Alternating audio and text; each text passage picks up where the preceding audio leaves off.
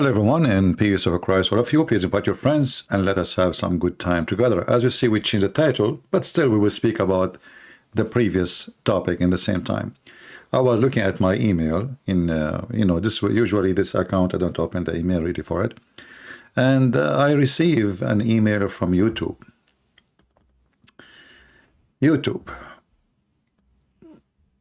The email saying, "Hi, Christian Prince. We have received legal complaint from the government entity regarding your content after review. The following content has blocked from view on YouTube countryside. Video, my free gift for 1.3 billion Indian, the deception of Allah. Link in the info. And this content has been blocked from view on the following YouTube country: Pakistan. Victory." You see, they think this is how stupid they are. I mean, we have a country, it's called Pakistan, and they have nuke. They have what? They have nuke. They are afraid of my book. You know, if Islam is a strong religion and the Quran is a miracle, it's amazing. Even a pimp convert to Islam.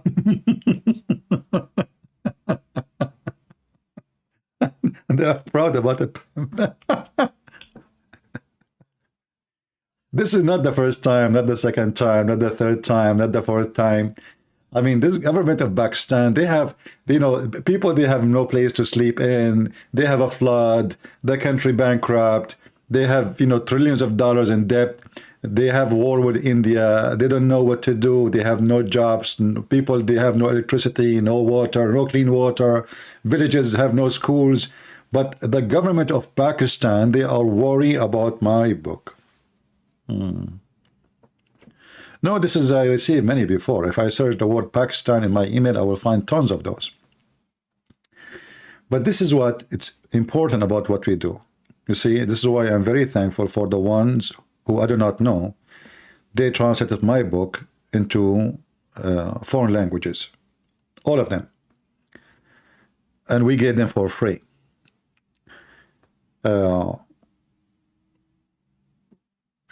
For sure, I can make a lot of money from selling my books, as you know. And, if I make $1 from each book for such a huge countries like India, etc., I will make a lot of money. But I always prefer that as long the Lord, He provide me with my need, I'm rich and I'm more than good to go. You do not need more than you need, right? So the Lord is our provider, and we care for saving the life of people and changing their life. And we want Pakistan to be a wonderful country in the future. We don't hate the people of Pakistan, for sure not, because if we hate them, I will not give them my books for free. They are victims of a very hateful cult. It's called Islam, and this is why we are trying to save them. However, government who don't want you to read, you ask yourself, what kind of government is that?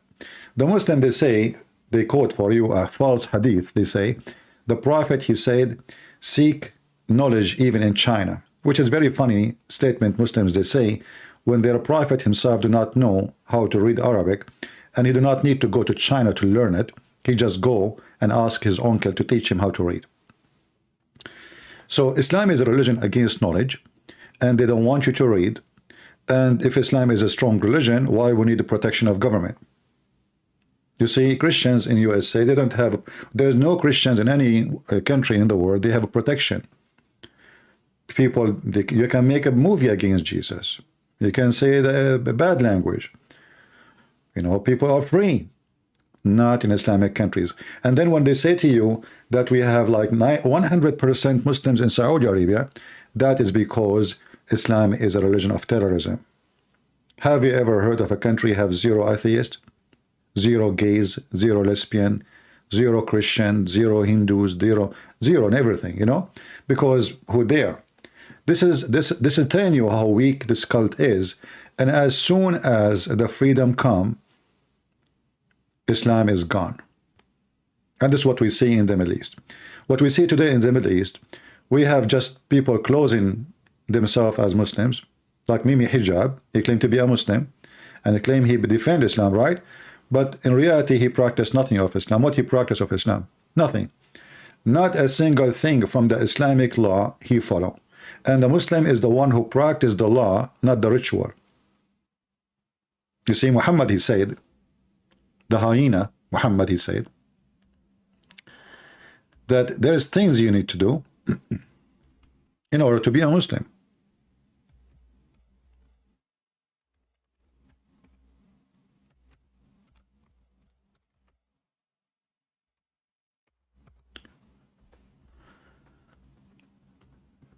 He been ordered to fight and kill anyone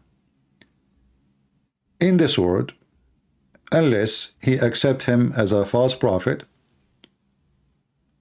and he pay the money, not to the British government, not to British government, not to the American government, not to any non-Islamic government, only Islamic government. You have to pay the money to Muhammad, and you have to pray as he pray, and you have to worship as he worship, and you have to slaughter as you slaughter, and you have to follow the command of Muhammad, which is the one who take Christians and Jews as a friends or protectors. He is one of them, as we see in chapter 5, verse number 51.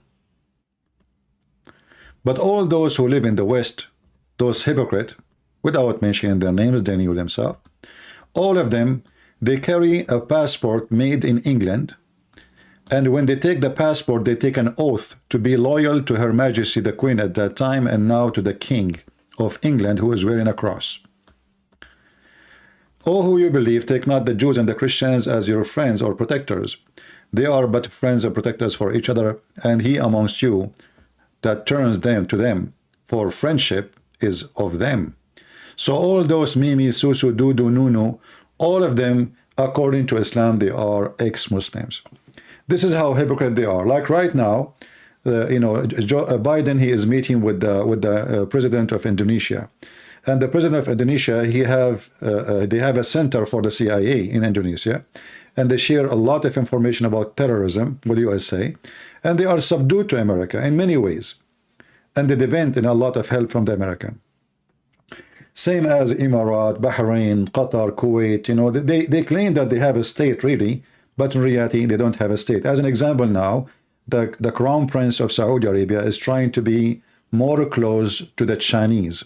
He want to be living like an egg, and the Chinese a chicken, or the rooster.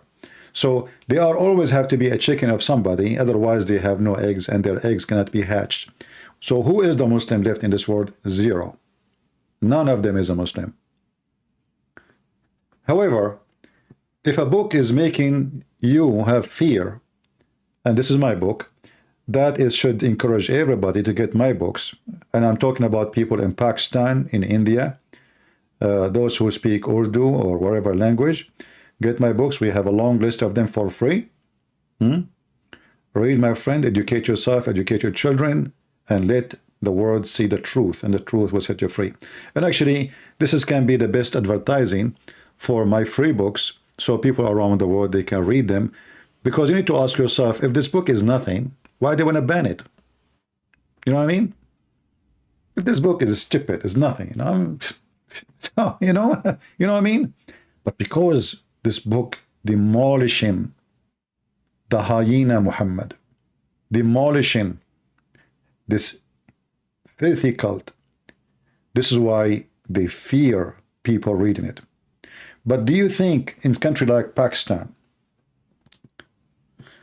Pakistan, everybody in Pakistan, they go on the internet and do their search illegally. They cannot ban anything. I mean, all of them, they use proxy software, etc. According to Google, #1 country in the world, they search for sex with donkey is Pakistan. Rape is Pakistan. So, and the funny is, Pakistan, they are banning my book, but not Sex with Donkey. I mean, how Muslim they search for Sex with Donkey in Pakistan? It's okay for the government of Pakistan, but my book is a problem for them. What is the problem? So you know, here we see that fear have a reason. The fear have a reason.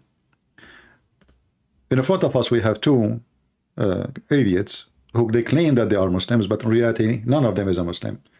You know, where are those people? I mean, look at Turkey, Erdogan, who he claimed to be the Islamic leader. But the biggest center for the CIA and the Mossad in the world is located in Turkey. Turkey is #1 country imports steel to the Israeli so they can make their weapon, so they can fight the Arab. #1 importers for steel. Erdogan, not long ago, you know, he announced a new era with the Israeli, and they want to encourage Israeli businessmen to come to Turkey. Erdogan, he never closed one nightclub. Just go right now and search for nightlife in Turkey, and you will see what I'm talking about. So all of them, I mean, this guy now, Imran Khan, is not a prime minister anymore, but I think the ban of my book happened because this is an old email, I guess. Let me see what the date. Let me check.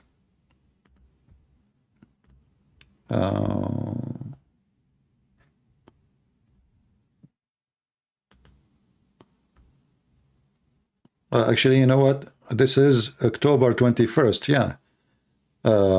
And actually, look how many emails. Look how many emails, guys. Look how many emails from the government, from government. Look. One after one, one after one, one after one, one after one. Look. You know? Yeah. And this one is October 21st. And this one is from where? Let's see which government, because look like there's many. This is two, but yeah, this is to another video blocked in country of Pakistan.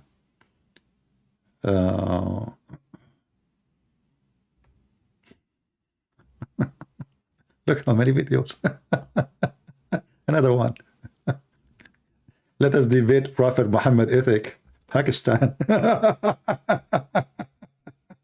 Look at this one. We receive legal complaint. Yeah. So this is yeah. I mean, can you believe it? How coward they are, how potato, how foo-foo they are. No wonder when they call me, the one who is like insulting Muhammad, say the F-word to Muhammad, he claimed to be a Muslim, he called himself Fakira. Look how many Fakira we have. It turned to be the whole Islamic countries are Fakira. There's Fakira everywhere. Fakira. Okay. Anyway, we go back to our topic, but you see how and why, you know, what we do is very important. This is a very stupid religion, and because they knew that the religion is so stupid, it's very easy to demolish. This is why this fake cult need protection. It need literally protection.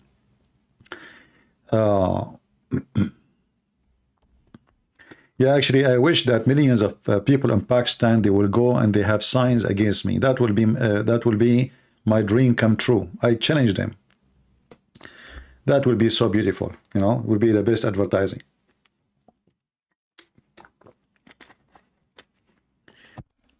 Before we start, we have a kid. His name is Hunter.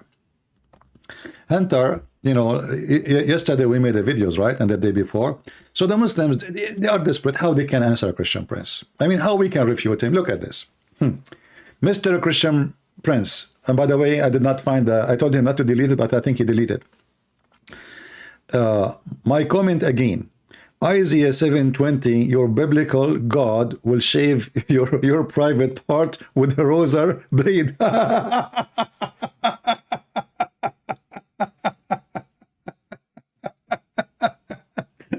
You know, when a Muslim, he is desperate. He's trying to the Christians. Oh, we can beat them, man. I mean, we can. Come on, This guy, he showed us the Prophet received poo-poo, received Al-Fatiha when he was doing poo-poo. The Prophet, he cannot have sex with his wife. Allah send him dish of shish kebab. The Prophet, even he was shaving. Abdul, do you want to talk about shaving private part? Do you know that your private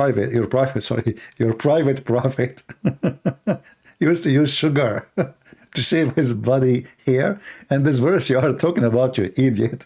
This is not shaving private part. This is about that God will strip the enemy of the Jews, the king of the Assyrian, from his power. But because you are ignorant, you do not know how to read, like your prophet, illiterate. You come with this conclusion. Hey, Christian Prince, your God is going to shave. You know, I mean, people laugh at you. Don't you think that people are, you know, what's wrong with you? And you know, the funny is, you will see someone supposedly he's claiming to be Christian. He accept what the Muslim posting to be true. Christians, don't be, if you are really Christian and you do not know that this guy is stupid and he is fabricating things, that's mean, you know, I want to say shame on you, because that means you did not read your book, you are Christian by name, and you accept what a Muslim is saying blindly. And then he says, sun set in muddy. The verse said how he found it, meaning from the view. Like, what the heck? So he's answering me about the sunset in muddy water, boiling water, and he is saying this is from the view. Abdul, what a view, man. It says he found it and he found near it. And not a view, it's a spring of water. You see, when Zakir Naik says, Brother Tittar, if you go and look in the ocean, you will see the sun going in the ocean. What do you think, brother? You think that the ocean, the sun is going in the ocean? Abdul, what ocean? The Quran says a spring of water. Spring. Ocean is not a spring. Spring usually is a little spot of water where the water coming from the ground. There's an old legends about the sun going, you know, like, you know, people they see like in a volcano area where water is boiling, muddy, hot. So the sun take its heat from there. It disappear, but obviously it goes there. So you're a stupid prophet, and he confirmed it in the hadith. And we will go to the book of Joshua so people, they can laugh at you. This is your prophet.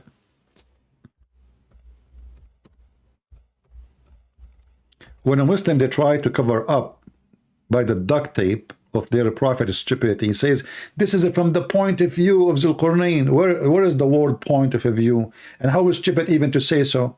Because if Allah reporting for us what happened to someone thousands of years ago, and then he says he found it, he said he found it.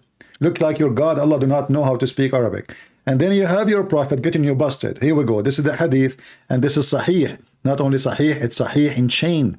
Sahihul Isnad. There's nothing wrong with it. I was sitting behind the Messenger of Allah, SAWSS, which means screwed up, who was riding a donkey while the sun was setting. He asked, do you know where this is set? I replied, Allah and his apostle know best. And then he said, it's set in a spring of boiling water. Takbir. So what a view, idiot. This is a view too? This is the view?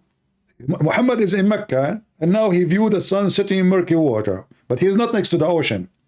And the Quran says spring of water. So, you know, people laugh at you. And then he says, in the book of Joshua,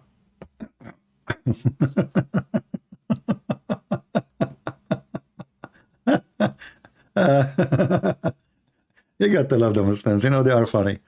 Oh boy. Where is the other one? Hold on. I'm trying to find the other one. Yeah, okay.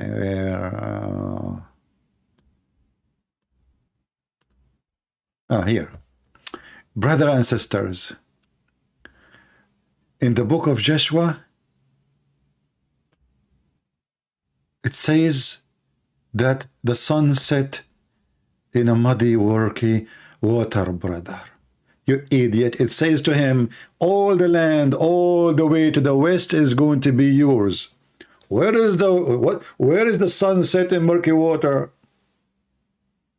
All the way to the west is going to be your land, from the wilderness, and this is Lebanon, and as far as the great river, the river of Euphrates, all the land of etc., all the land of this, and even all the way to where the sunset is going to be yours. You see how silly they are? Do you see how desperate they are? Abdul, stop eating fool, potato. Let us go to something else.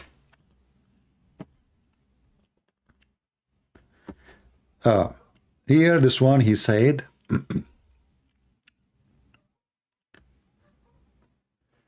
are there not on the other side, Jordan, by the way, where sun goes down in the land of Canaanites? So this is the sunset, the murky water too.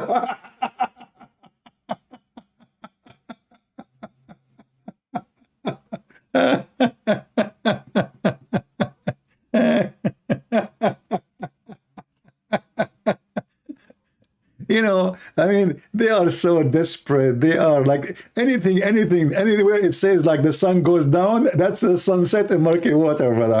But there is no water, there's no murky. It's about the sunset, the set go down.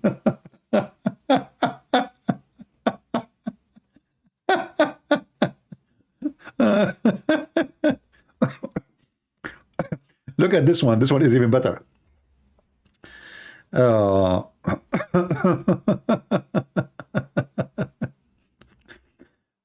You are not even a threat to hijab. You cannot even stand ultimate fart.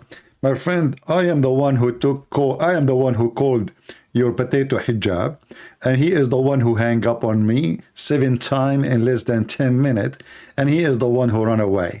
So your potato hijab got busted by me with no mercy, you know. And even not only that, when this coward, he decided to frame me, he said, the Christian Prince, sexual predator, he is asking a woman to take off her panty. I was showing her prophet quotation, and I said to him, when I called him, I was quoting your filthy prophet. He hang up on me, the coward son of Muta. So what hijab? He don't dare to take a call from me. I'm the one who called him. Go check it out, potato. What hijab? And ultimate fart is the one who says the MF word to your prophet just 2 days ago. Go watch the video, it's still there. We did not even take it down. He gave me an example how his prophet disobey Allah. And he said to me, there's a bigger brother and there's a younger brother. And the younger brother, he did something wrong. So the bigger brother, he said to him, he's talking about Allah, turn to Muhammad, chapter of At-Tahrim 66, what's wrong? What you did is wrong. So he said to him, you mother F, I don't want to say the word, to your prophet. This is the guy you are talking about, and this is the guy who accepts Rashad Khalifa as a messenger of Allah, and he is the one who accepts the Quran to be corrupted, and he is the one who called the Arab MF2, which means your prophet is MF. At least choose somebody. All of you are potatoes, and the proof is the following. None of you dare to call me except this guy, because he's mentally ill. Already he called his prophet the F word. Already he accepted the Quran to be corrupted. Already we got him busted. He said, don't accept hadith. But when we asked him, what is the name of the prophet wife? He said, Aisha. What his father's name? He said, Abdullah. We asked him, where you get this from? He said, from the books of history. So at least get me someone you can be proud about. Oh, potato. All of you are potatoes. And here we go. I'm going to prove that all of you are potatoes. You know, I allowed this guy actually to call me thousands of times. You know, we have tons of videos of him, right? If he could not make it in the first video, second video, 7 videos, 8 videos, 10 calls, 100 calls, he will make it now. So, you know, we have enough of his dirt. He's very filthy. His mouth is very filthy. But anyway, I'm so glad, like last time when he called, he gave the effort to his prophet. That wasn't expected, really. If I say it, that would be rude of me. But a Muslim saying it, that's wonderful. All right. If there is any Muslim, my Skype is open. Only Muslim, please.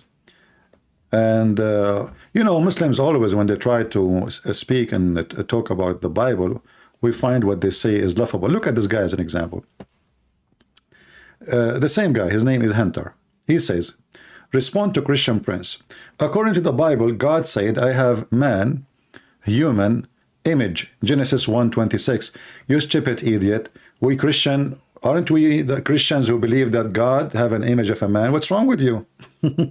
So he's counting for me. Not only that, let me show you, you stupid prophet, quoting the Old Testament, word by word. The same exact verses you quote for me, you're a prophet, he quote and put it in his book. And then the Muslim, they try to fix it. They say this is not what he meant. Here we go. The Messenger of Allah reported, when any of you fight, he must avoid the face of God, for God, for the face, for God created Adam in his own image. So the same verses you are quoting me from the Old Testament, Muhammad is quoting, and obviously you Muslims are a fraud. So in one hand you say Allah is not a man, in the other hand you say, okay, Muhammad is quoting from the Old Testament, saying that God created Adam in his image. If I go right now,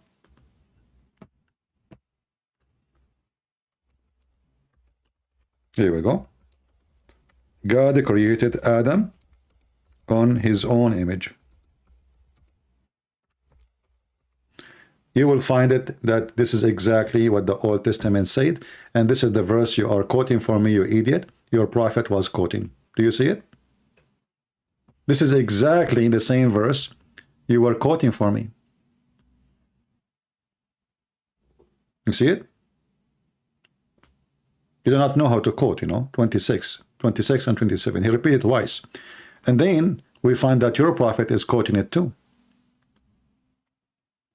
Your false prophet is copying the Old Testament.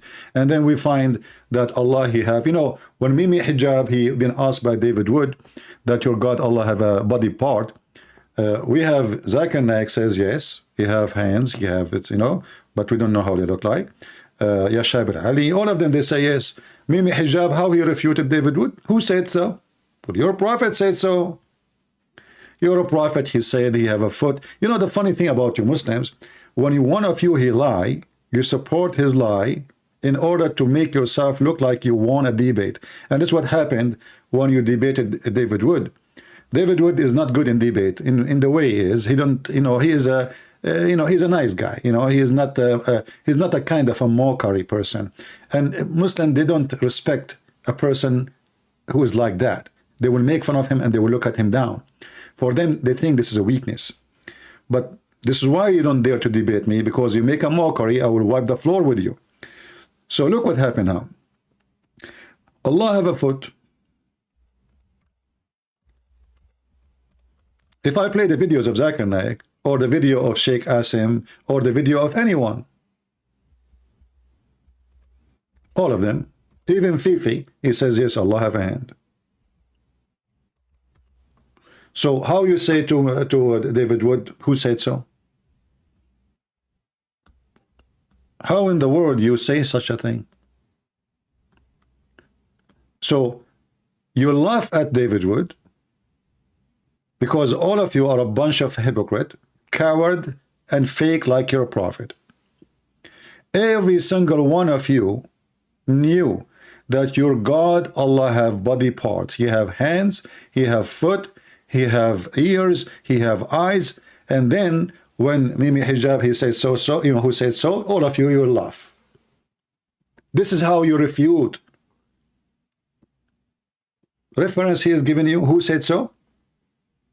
Muhammad says so. So if such a person, his name is Mimi Hijab, he will not make, if he respect his prophet, he will not even, if he respect himself, he will not say such a statement. But because he's a street boy. And this is the fault of David Wood. This is why I don't like David Wood debating Muslims, because he brings street boys and make them famous.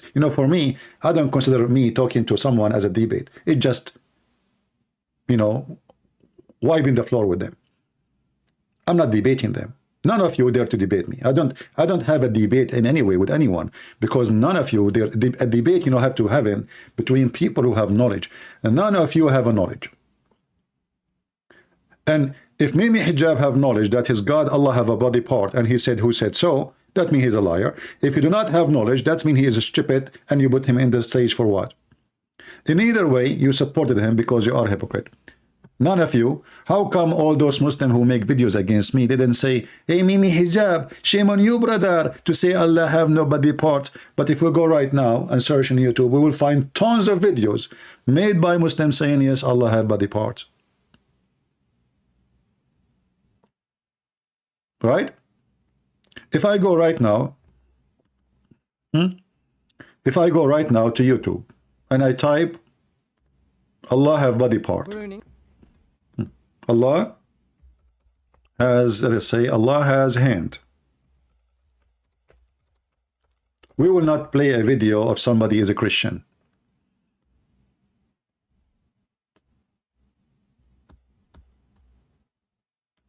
You know, we will not.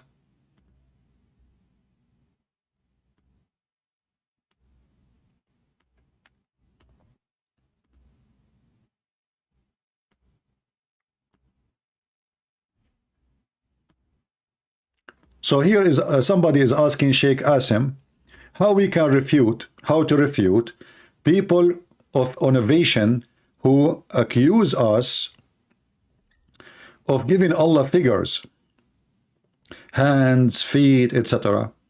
So here your Sheikh saying to them, well, he have Allah, he said that. So if you have little dignity, you will not side with somebody changing the nature of Allah to something is not true, just to win an argument. You see, if somebody say a lie and he's a Christian, if somebody is making a debate with Muslims and he changed the nature of Jesus, he denied that Jesus was 100 man and 100 God, we will make a video against him for his teaching false teaching. You Muslims, you side with any evil person, even if he is corrupting the teaching of your religion, just to win an argument. Fakely, but later people, they watch my video, because after the debate I made many videos about that debate and people die laughing at your lies. And that's why Mimi Hijab got so upset from me, and he supposedly want to debate me, but he refused to debate. The coward, he did not debate me. Did you say that? Hang up on him. Did you say that? Hang up on him, because he was very much intimidated. He brought 5, 6 Muslims sitting with him in the room, and Ali Dawa, his girlfriend, next to him, and I did not even ask a question. This is how terrified you are, my friend. And do Allah have hands? Do Allah have a shin? The answer, yes. And this is the website of Sheikh Asim. We give him a credit for his video, and you can listen to it all. A leg. يوم يكشف عن. A leg. That he has a shin. A leg. That he has a shin. A leg. If I play the video, all of it, you will die laughing. So, in one hand, the Muslims, when they debate Christians, they deny the nature of their God, the look of their God, that Allah have a shin, Allah have a hands, Allah have 5 fingers, Allah have a foot. But we have million videos in YouTube made by the Muslim sheikhs, and they are Muslim Sunni, like Mimi Hijab. So, my friend, this is a proof one thing, that Muslims are not decent to believe in what they say. They lie. They lie. Is that correct, guys? You see, this guy is not a Shia. This guy is not a Shia. This guy is a Muslim Sunni like Mimi Hijab. So, why all of them, they say Allah have leg, he have a hand, he have a shin, but in the debate with David Wood, they deny, he says, who said so? Just ask yourself why.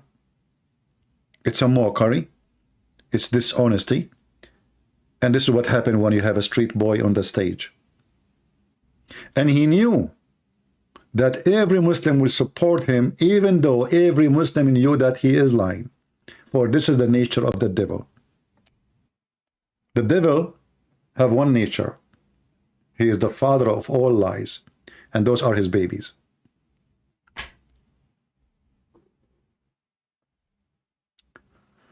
Let us see, maybe we have a Muslim trying to call us.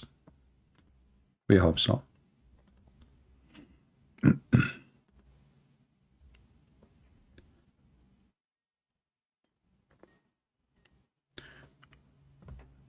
Your stars, obviously, they cannot save you, my friend. Hello? The only one who called us is Fakira. She changed her gender. Hello? Hello? Bonjour, Fakira. Fakira?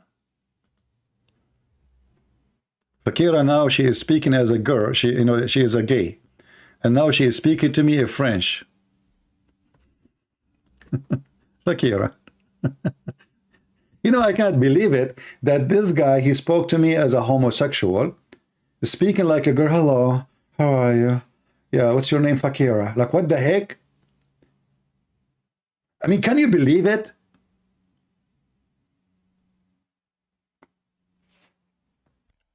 There's a more than 1 billion Muslim. We got nobody except Fakira, who don't accept any tafsir, any hadith. You don't even accept the Quran we have in the screen in front of us. We accept only the Quran of Rashad Khalifa. We got Fakira. I could not believe it that he changed his voice to speak like a girl. Fakira. And then he called me again. He called himself Helen. Like, what the heck?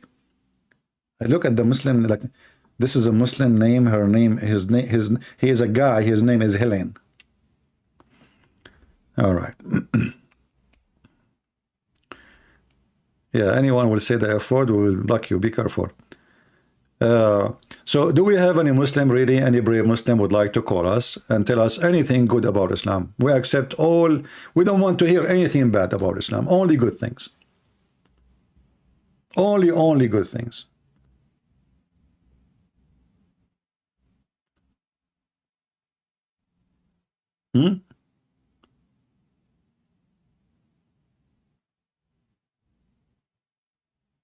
What do you think? Don't tell me anything except the good things.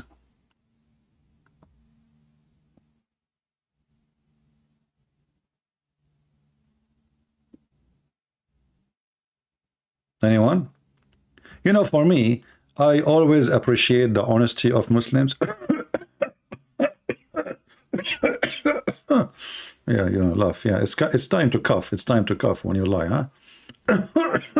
The honesty of Muslims. Yeah. The honesty of Muslims shows everywhere. As an example, once I said to myself, I need to go and see the grave of our grandfather Adam. But nobody have his grave except the Muslims. Brothers. So I decide to go and look for it. And I found all the graves you want. Look at this grave. This is a Prophet Imran. This is a Prophet Imran. This is the father of Mary in the Quran. Look how tall he is.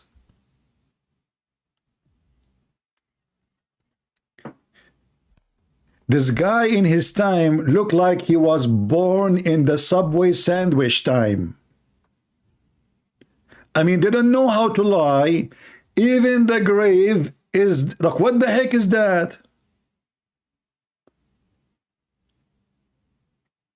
This is the grave of the father of Mary, and this is the grandfather of Jesus, supposedly. Brother, don't you think it's too short? I mean, this religion, their lies is so long.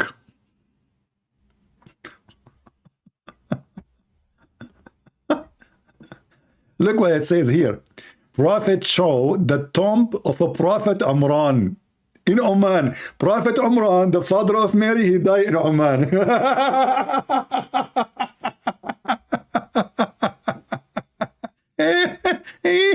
Unbelievable. Look, what the heck is that, man? What happened? He was looking for oil there?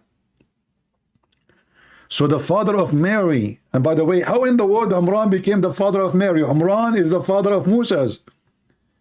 Umran. You don't, even Muhammad do not know how to quote the name correctly.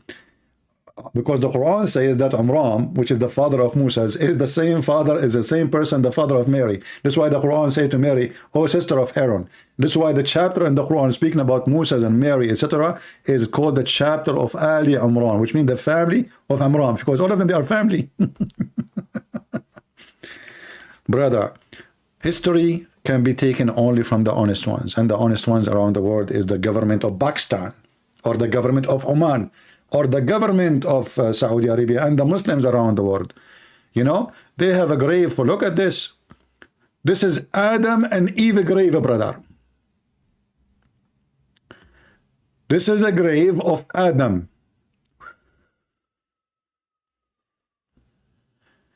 Which one is Eve? There's no bra or anything to see which one. Look at this. Look at this. Tomb of Adam and Eve. Tomb of who?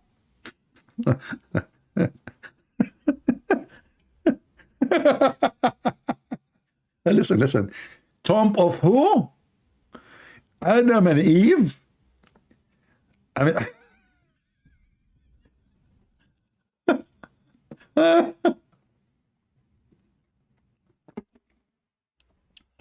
Oh boy.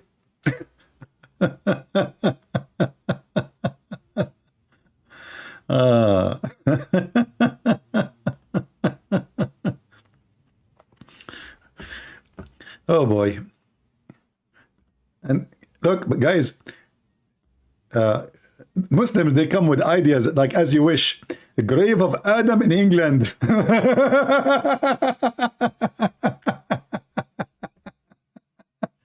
Look at this one. This is a different one.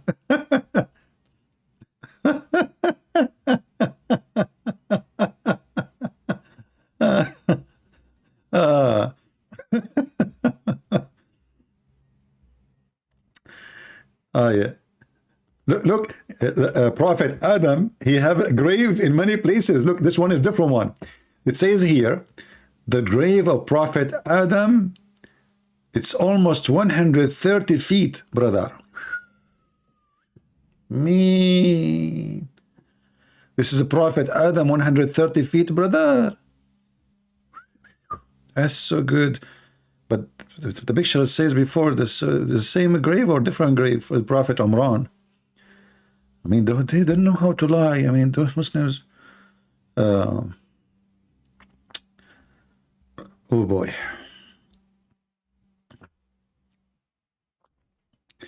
So who is the Muslim would like to call us, and he can lie as much as he wish.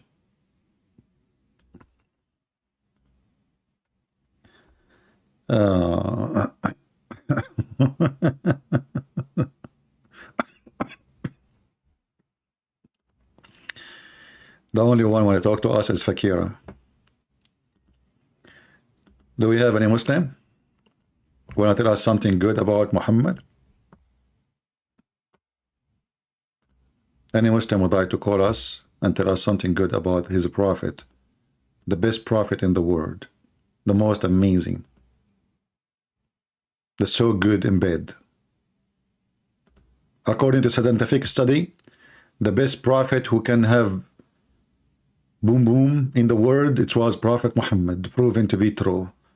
He used to do boom boom to all his wives without even washing, and at the end he finished by washing himself. He was so clean. You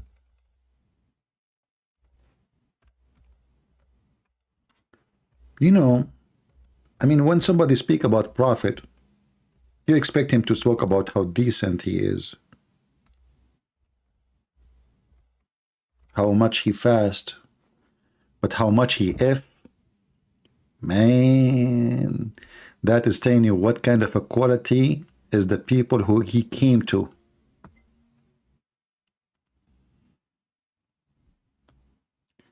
Anas said the prophet used to have intercourse with his wives with only single washing.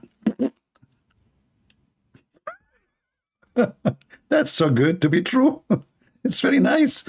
I mean, the guy, he's trying to save the environment and water. What do you want more?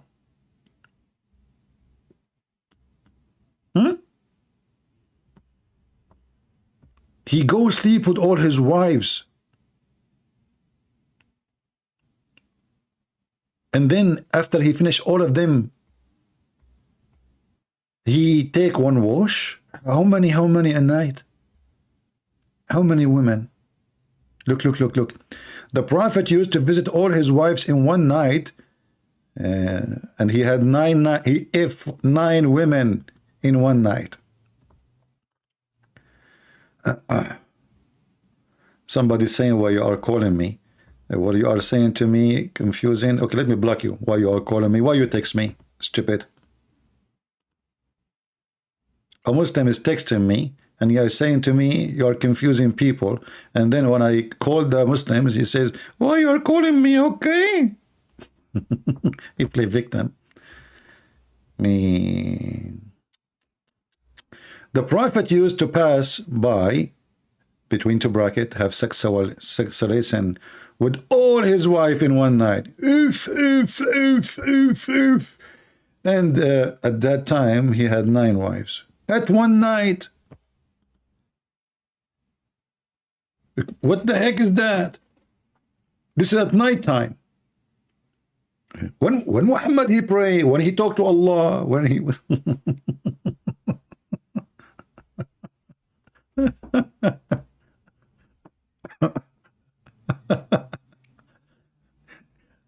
how much sexual disease he spread. Anyway, do we have any Muslim who tell us something good about his prophet? Besides that he was so good in bed, and later we find that if he was not, you know, the prophet, he don't even have sex with his wives.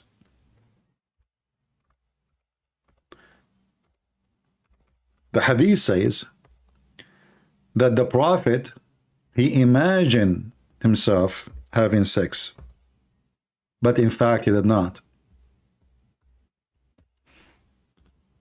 This guy, I call him, he never answer. If I call you and you don't answer, I will block you.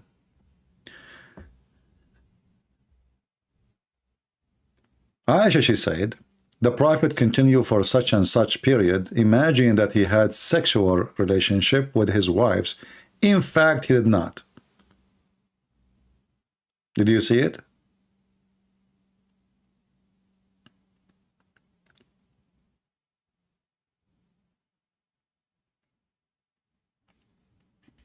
Do you see it, Muslims?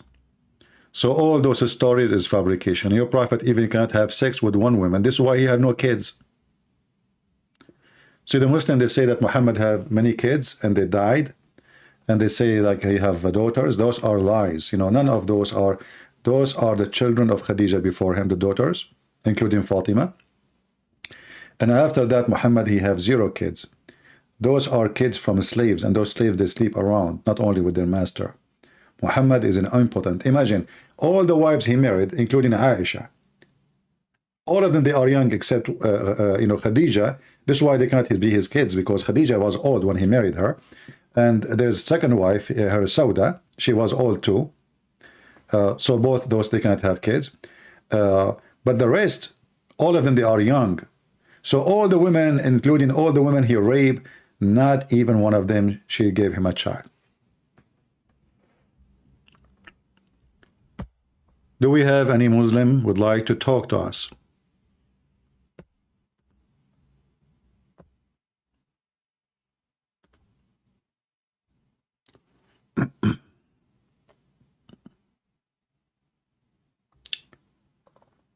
When you take a Christian calls,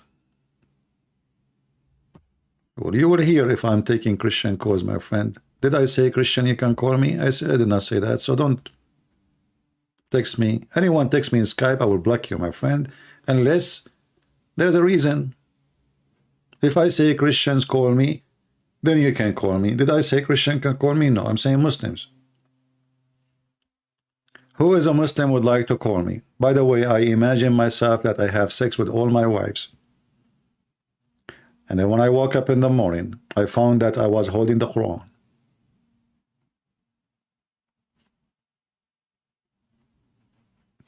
No more comment.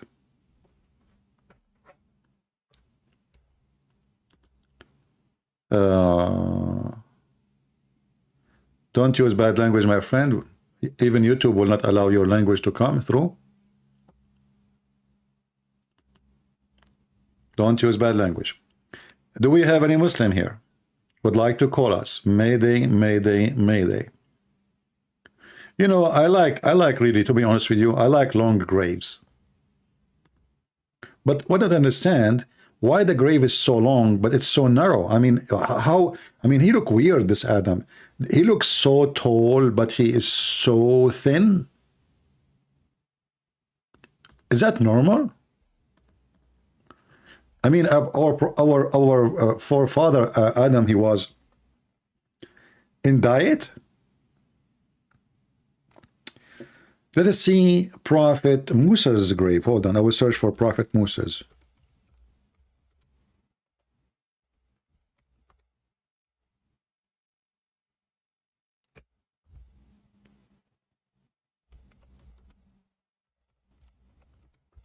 Muslims, they have a grave for everybody.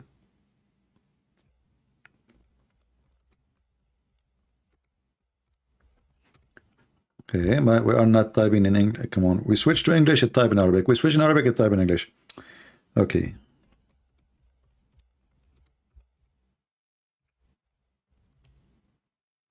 Let us see what we will find.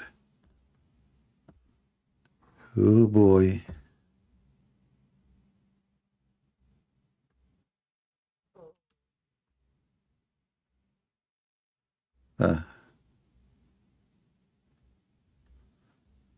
I look, this is, oh, look, brother. They have,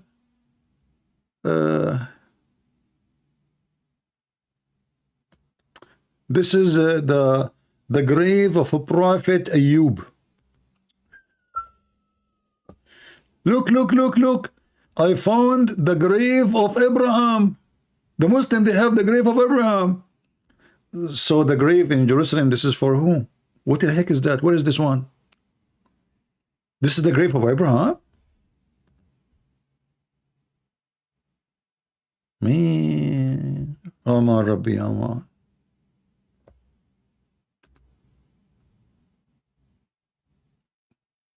Do we have any Muslim have anything to say?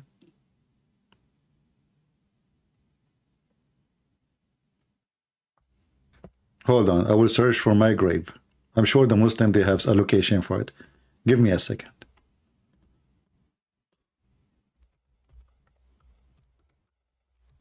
I mean, those people, they lie about everything.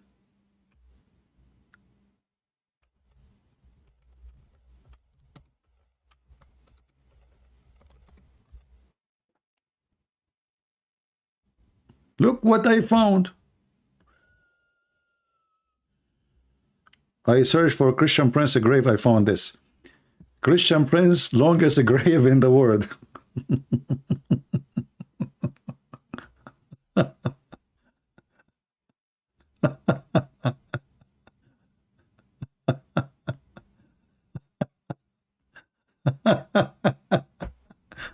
Oh boy.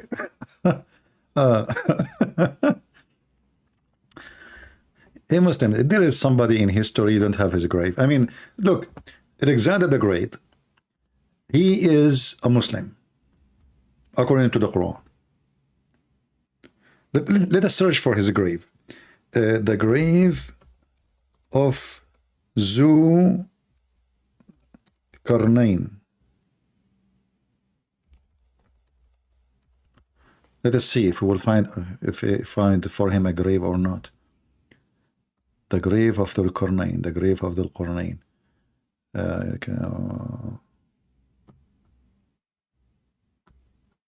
is no grave. Okay. Let us type it in Arabic. Hold on. Qabr Dhul Qarnayn.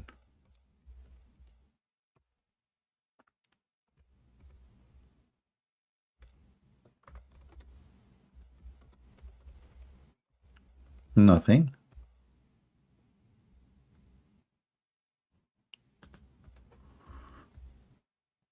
What the heck is that?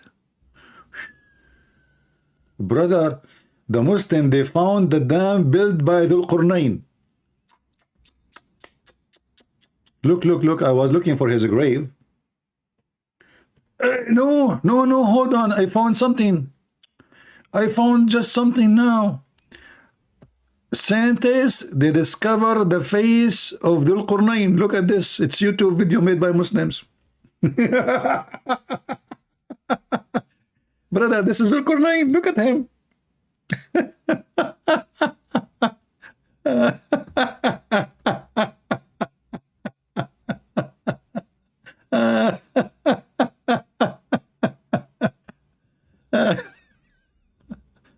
You know, Dhul Qurnayn, Dhu mean with, like the one who have something. Al Qurnayn mean the two horn. So the stupid Muhammad, you know, there is a story written by somebody from Syria, sorry, about it's a fiction story about Alexander the Great. Then the Roman, they used to wear a hat with a horn just to scare the enemy. So you know, he called it such a title. Muhammad, he took it, he put it in the Quran. Oh boy.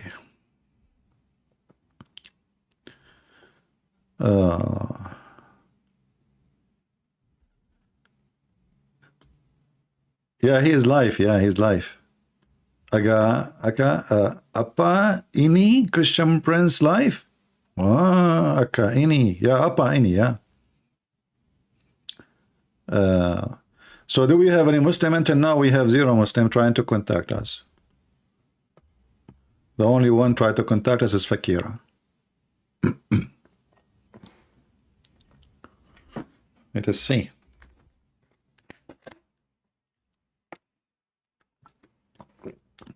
Hello? Fakira? Hello? Hello, Fakira? Yeah. Fakira? Obsessed. Mad person. Mentally ill. He will never speak here. After he said the F word, you know, he said the F word to his prophet, and then he claimed that he meant to me, to my mother. I will never let you speak here. You already washed the floor of your prophet under your feet and my feet. We used you and abused you enough. No, no place for you. You will never speak here.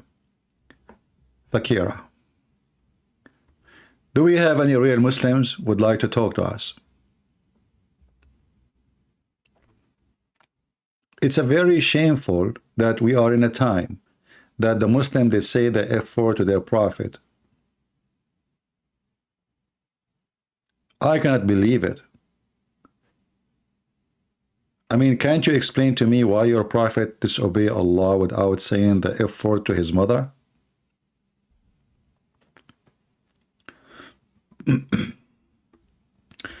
Do we have any brave Muslim would like to call us? Anyone?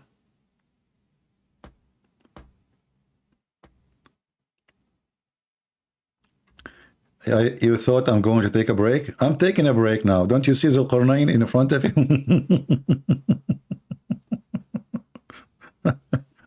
What do you want more?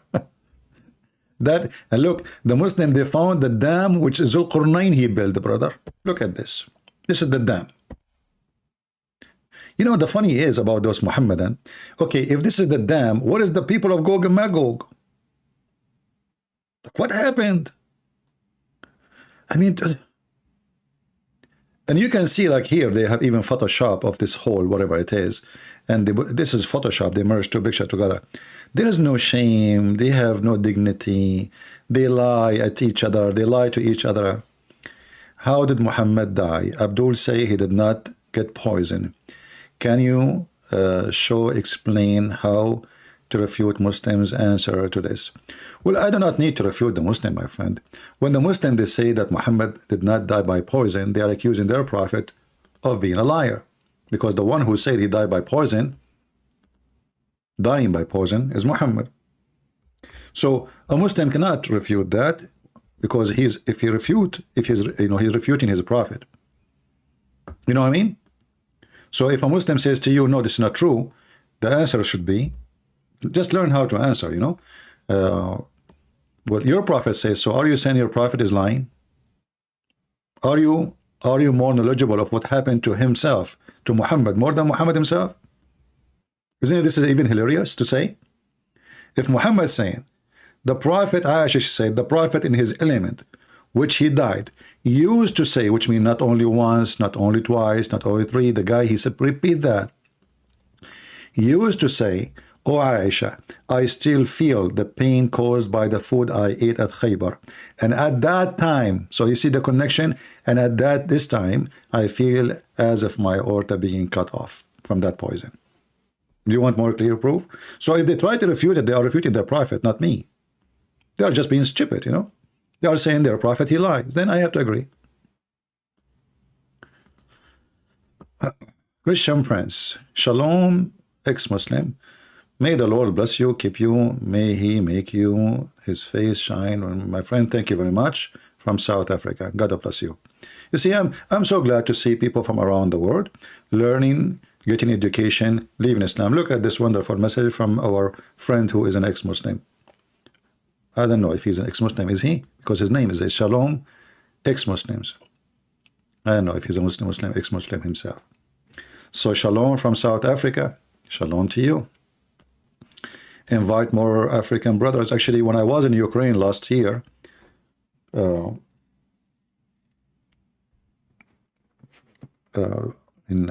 did a seminar. I think it was July.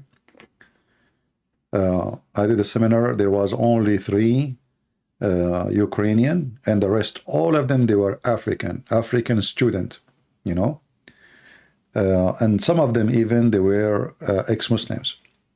And you know, those students include you know, boys and girls.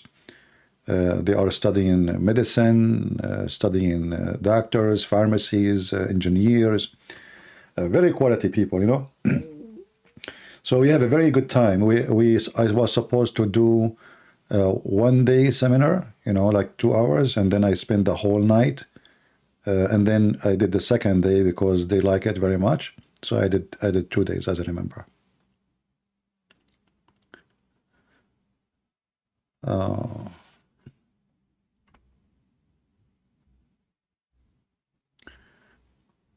Yeah.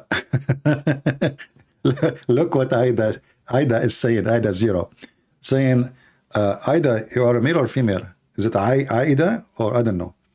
Ida is saying, I know it sounds like a female name, said that she got the name or the picture, sorry, of the angel Gabriel grave.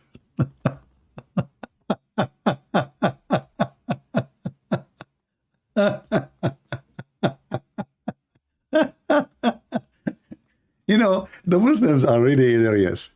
Even Gabriel, the angel, he have a grave. Oh boy.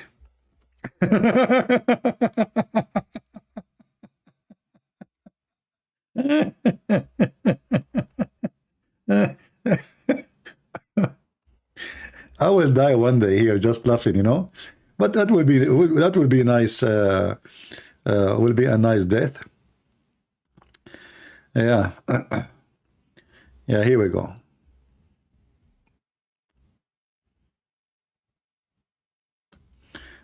Let us introduce to you the grave of the angel Jibreel.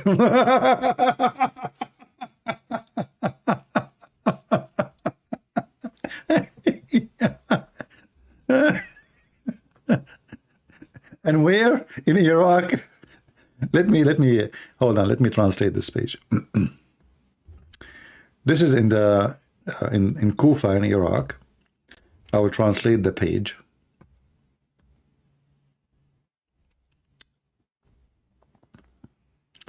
The shrine of Gabriel, peace be upon him. But here the translation says king. In fact, it says malak, which means angel, malak, you know. So the shrine of the angel Gabriel, peace be upon him, located at the 5th cylinder in the great mosque in Kufa. All right. So who of you want to go and visit the angel Jibreel?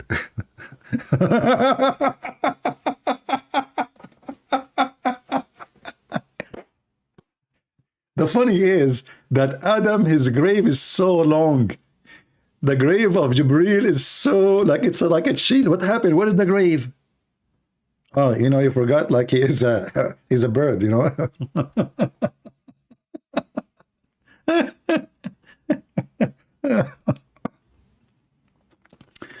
Are we going to find the grave of Allah soon?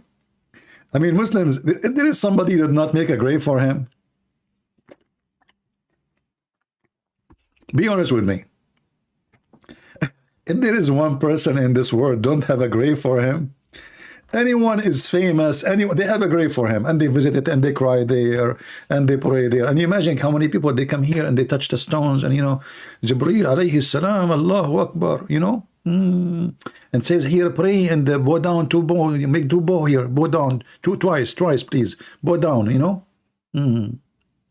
It says here, مقام جبرائيل عليه السلام صلى فيه ركعتان. Maybe here they don't mean a grave. Maybe they mean that he prayed here. Maybe they mean that in this place, Jibreel, he bowed down twice praying. That's deep. Man. The grave of Muhammad, yeah, the grave of Muhammad is in the city of Medina. It looked horrible, actually. You know, the grave inside, outside it looked nice, but inside looked horrible. Let us see.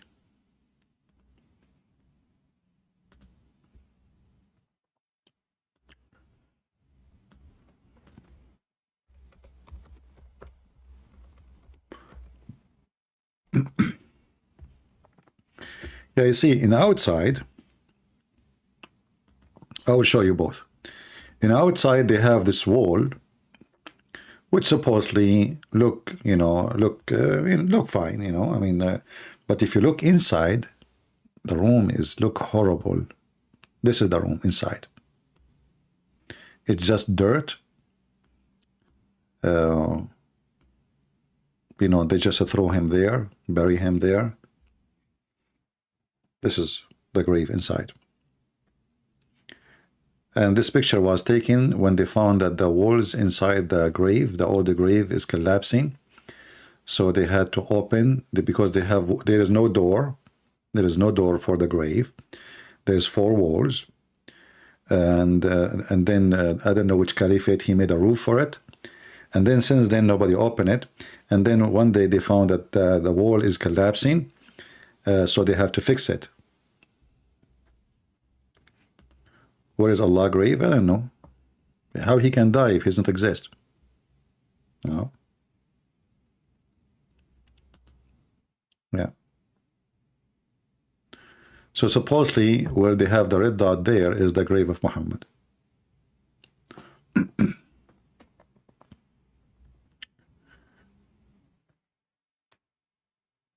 Look very creepy, right? And look what they have in the top of his head. What is that?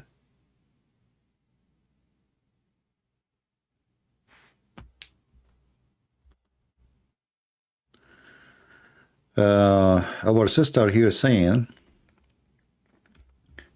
you see, I don't have the option to put a comment in the screen as like those programs, but still I prefer the program I'm using because I can zoom more in the chat, in the text, in the like on the screen when we are teaching. The other ones, they don't really do good.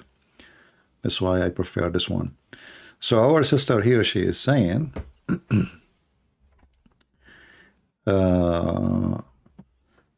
scripture, Christian Prince, my husband and I are grateful for your witnessing to Muslims, but we pray you find out about God's 4th commandment.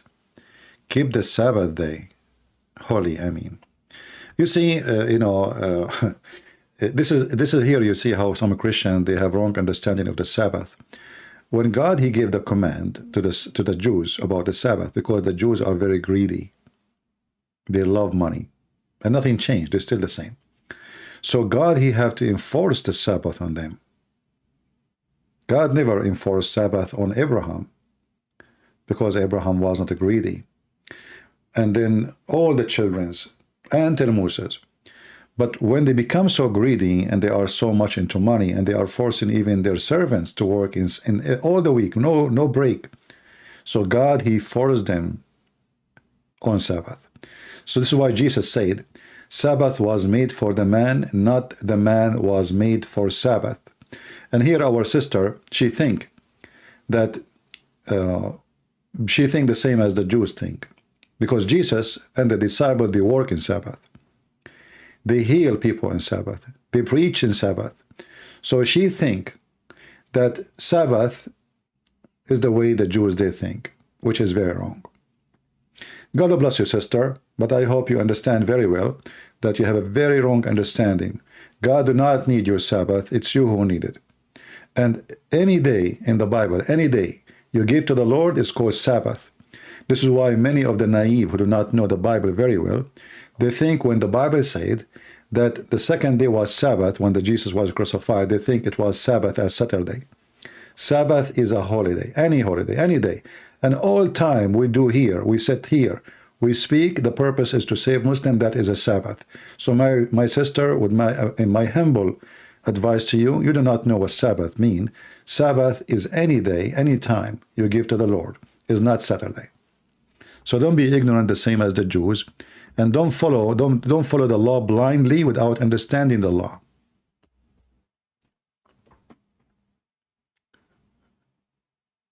God do not need your Sabbath, and good work is a Sabbath. Any time you do Sabbath, if you go and search in the Bible, you will find the word Sabbath appear many times. Sabbath is not Saturday. It's not Saturday. Sabbath is a day for the Lord.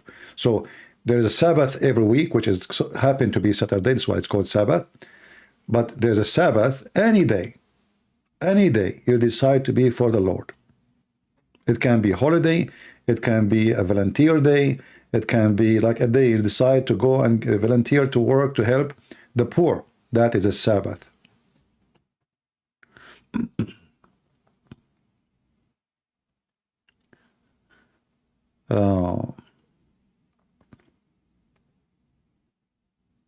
So let's say, if I go with, I do not need to research scripture. I am the person who can search for you. I just gave you the answer. You go and search. Go and search. You do not know what you are talking about.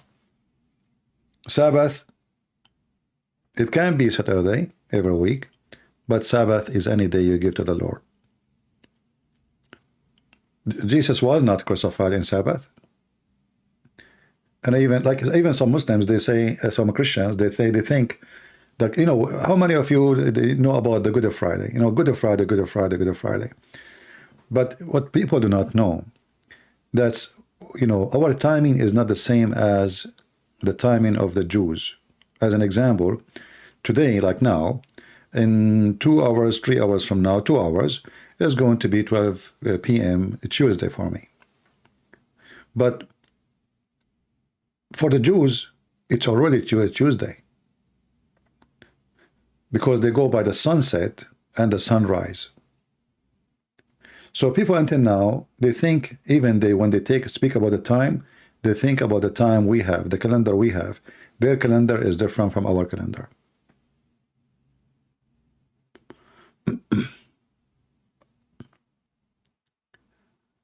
I'm not talking about Black Friday. I said Good Friday. What Black Friday? Did I say Black Friday?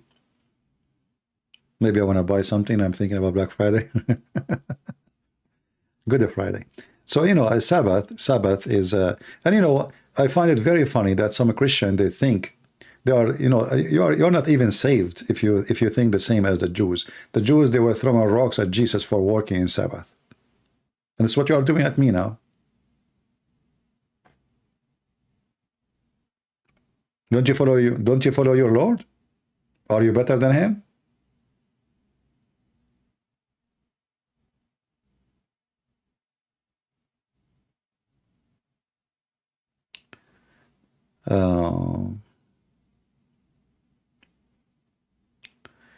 Yeah, Sabbath mistakenly Many people, they take anything in a very naive way, without searching. This is how the Jews always, when they speak to Jesus, like when Jesus says, before Abraham I am, and they said to him, you are not even 50 years old. So they didn't get, what he said, before Abraham I am. They are looking what? They are looking at his age. The same as when Moses, he gave them law. Even like when they practice the law of stoning to death, what they do, they go and they bring a woman, but where is the guy? Where is the court? Where is the judge? That's it. How you found that the woman, she is doing adultery, but you did not find the man? If they, if they like red-handed, let's say, the woman, she was practicing. Okay, where is the man? This is exactly how Islam is. Why you having Erdogan in my thumbnail? For fun. I use him as a towel to wash my shoes. Hey, my friend, the shoe of Erdogan. Okay, you know what? I will talk about the shoe of Erdogan. As long you are saying that the shoe of Erdogan is better and have more honor than me. All right? Well, isn't it this is Erdogan? Just yesterday, we heard about the explosion by a Kurdish woman in Taksim Street. Do you know what Taksim Street is? Where all the bars and nightclubs, where Erdogan he goes. So if I go now, Mr. Honor, you see, you Muslims, you worship pimps, and Erdogan is a pimp. If Erdogan is a Muslim president and he established an Islamic state and he keep reciting Quran and he was a sheikh, he was what? He was a sheikh. I will type this in YouTube. Hold on.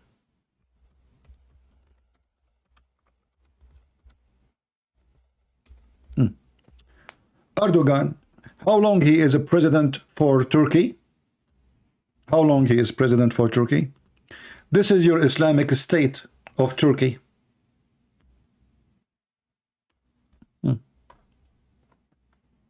Brother,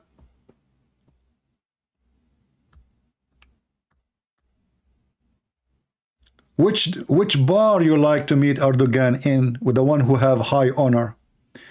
Turkey is a very well-known country for prostitution, scam, human trafficking, drugs, everything wrong. And you are telling me he have honor? Will he have honor for you because you are a pimp like him? Obviously. So in the opening, they claim to be Muslims. But if you go down street in Turkey, you will find what Turkey is about. Just go there.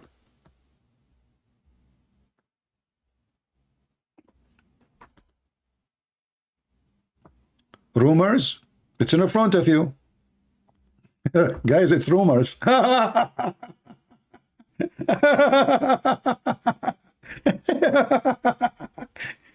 You know the guy, the Harun Yahya, when I made a video and I showed the video of him, then he is in jail, but his group, they reported me to YouTube.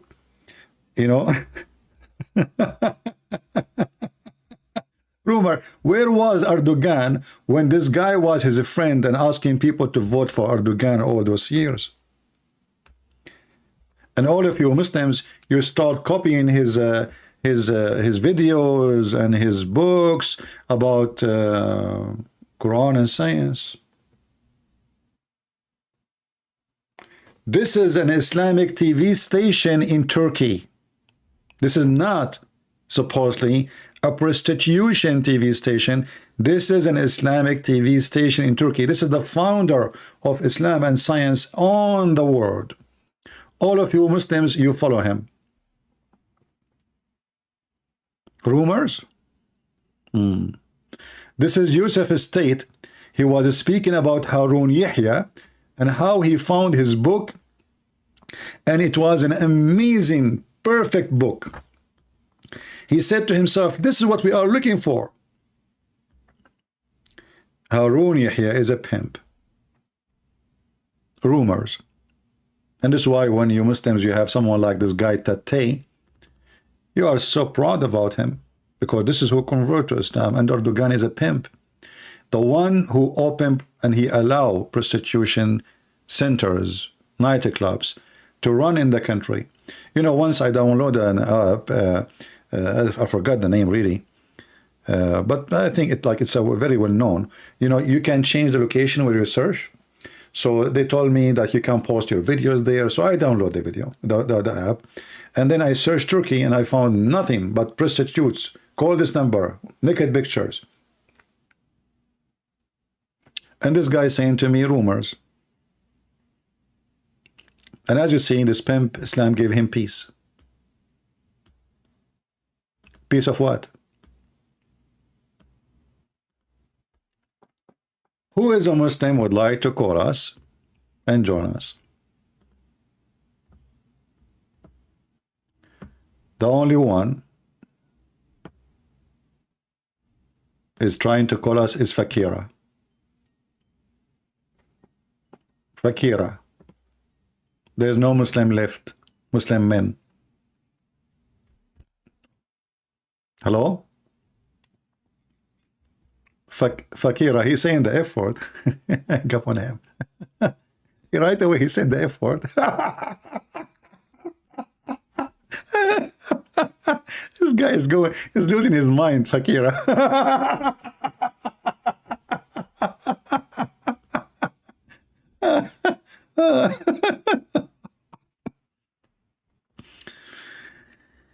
Only one Muslim girl around the world can call me. Her name is Fakira.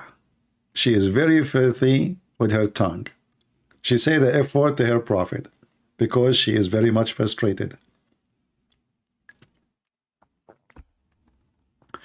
Do we have any brave Muslim besides Fakira? Anyone? Anybody?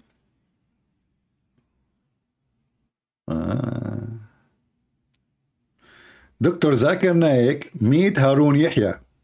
Look at this video. Now, if you ask them, they would say, no, I don't care for him. You know, Ahmad Didat, he wrote his name in his book. He wrote even what his study in his book. Ahmad Didat, he wrote even the Rashad Khalifa and his all the scammers. I mean, it's a corporation of scammers. And brother, I'm going to change my business. From now on, I'm going to defend Islam, and I will open a Dawah channel in Turkey. And I will hire some girls to promote the Dawah channel. Look at this. Look at my admins and look at those. I mean, this even life is not fair, man. Honestly, life is not fair. Look at my admins. I have Sheikh Ahmed with his beard, you know. He looked like Solomon. And look what this guy is doing dawah. I mean, why my luck is not good? Why? Call me coward? Okay, this guy calling me coward. I don't know if it's Fakira or not.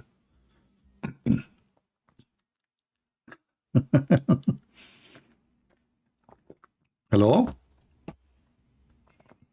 Yes, I hear you. Are you a Muslim? Yes. What is the La proof? ilaha illallah. Wa ilaha illallah. Muhammad Rasulullah. Say it again, please. I'm here to bust you. Okay, so can you say again what you just said? La ilaha illallah Muhammad Rasulullah. I never heard of such a shahada. La ilaha illallah. Let's get to the point. But you don't know how to say shahada. Since when this is La ilaha illallah? Your God, his name, Allah is ha. La ilaha illallah. Oh, okay. Now it's fine. Okay, go to the point. You said you want to get me busted. Go ahead. Yeah.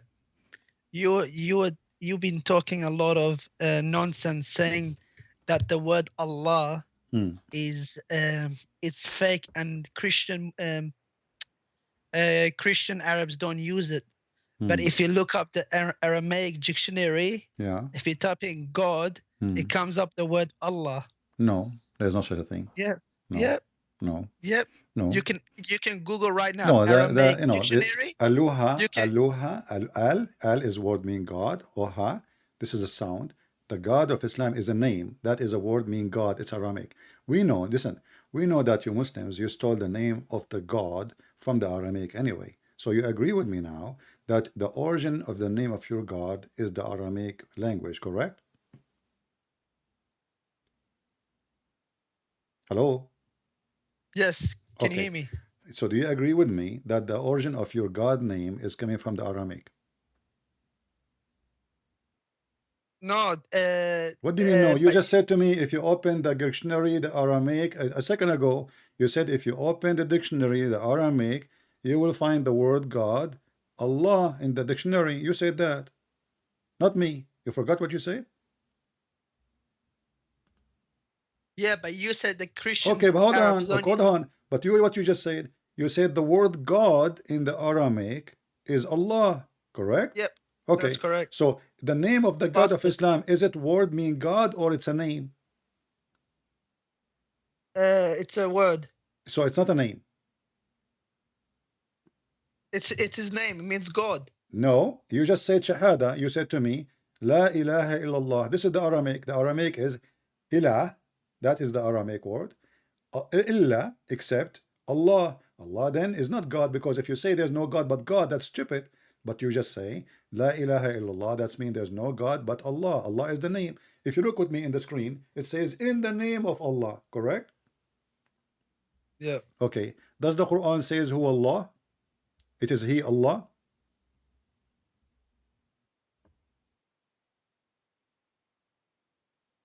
Give me one moment. Why you need one moment for what?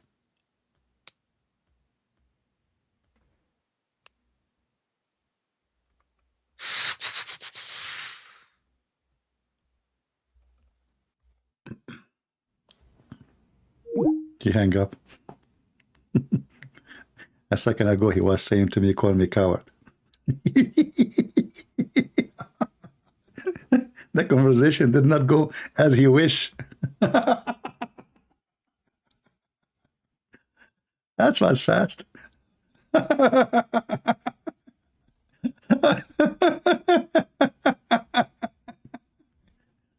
I'm going to get you busted, you coward.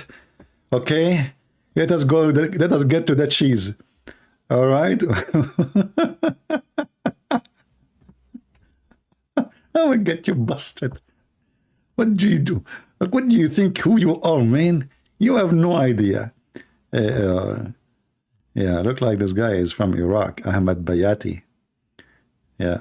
What happened, Ahmad? Let us call you back, man. Where do you go? Where do you go? Where do you go?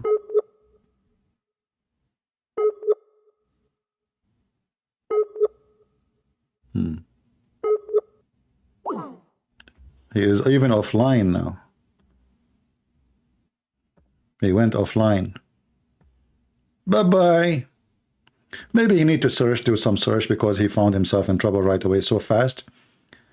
You know, this guy is like the guy who is holding the gun in the wrong direction. So he hold the trigger, he shot, and the bullet came in his head. You know. Yeah, I have to give him credit. At least he called. He's better than the rest, you know. And he was excited, by the way.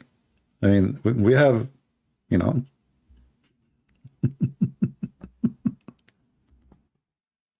Yeah, we know, we understand, and this is true, that the Muslims, their God name is coming from the Aramaic language. But this is when the Aramaic people, they used to worship the moon god, you know. There's many religion in that territory, many gods, and one of them is the moon god. You know? People who live in a hot areas, they worship the moon god. People who live in a cold area, they worship the sun god. And the reason for that, very simple. You know, the moon in the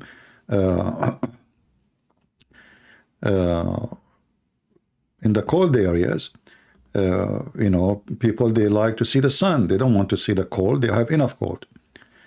But people who live in hot area, they don't want the sun, because the sun is the one who killed their sheep, their grass, you know, even kill them. They need water to live, to survive. But all the Muslims agree that Allah is not a word meaning God. Allah is a name. That's why when they say Shahada, they say there's no God but Allah. That is Allah, your God. You see, this is the word God. Huh? He's back. He's back.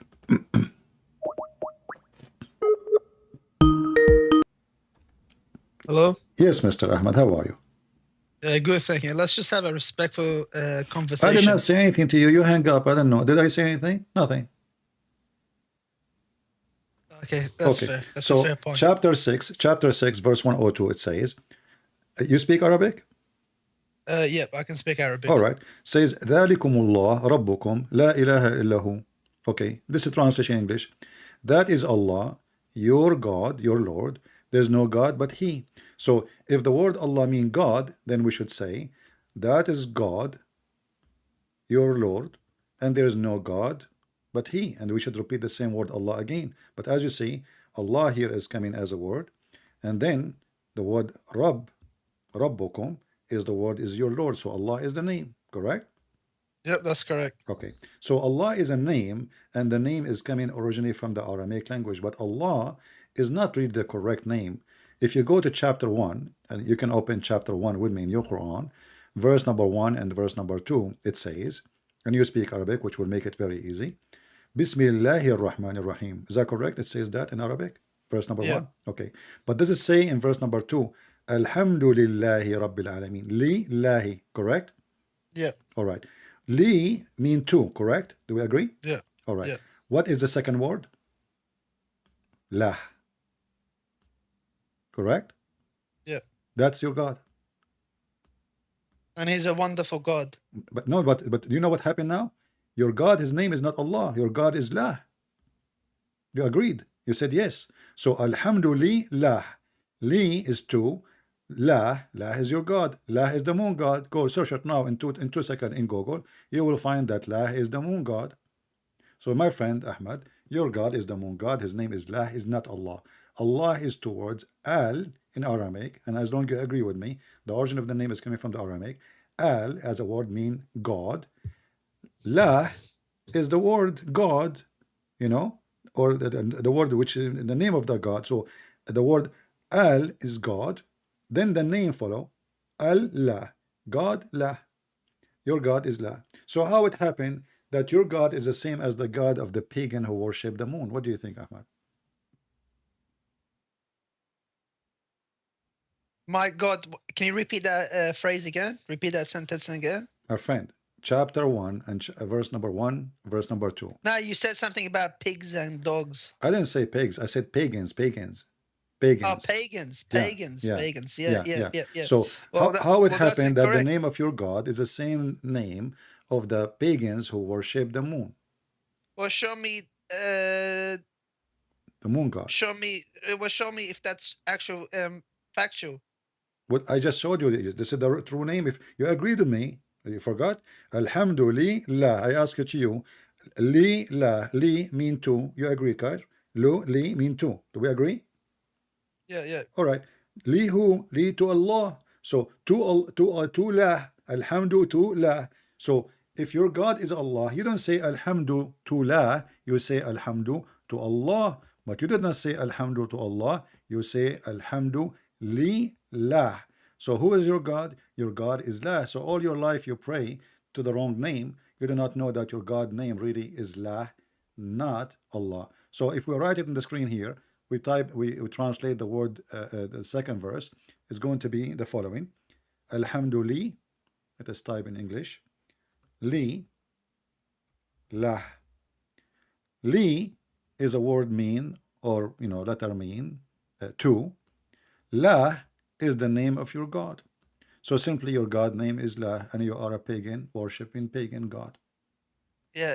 If my God is a pagan God, then how come Andrew Tate converted to Islam? How I can what? If my God is a pagan God, then how come Andrew Tate converted to Islam? Alhamdulillah. Andrew Tate. Who is Angel? Who is that person? Who cares? Everybody's converting to Islam because they can see the truth now. It's the opposite. If you watch my channel, you will see everybody is leaving Islam, including you. Do you think? Don't you think you will leave Islam today after we finish talking? No. Are you sure? I'm confident. Okay, look at you. I just showed you that your God have a name is La, and how you answer me?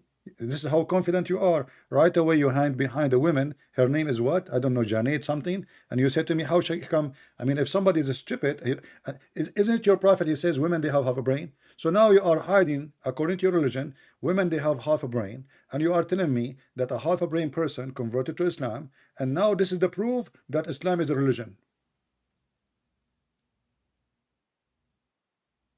It's the truth. Why can't you see it? Okay, what the truth? Here we go. Your God. Okay, let me ask you.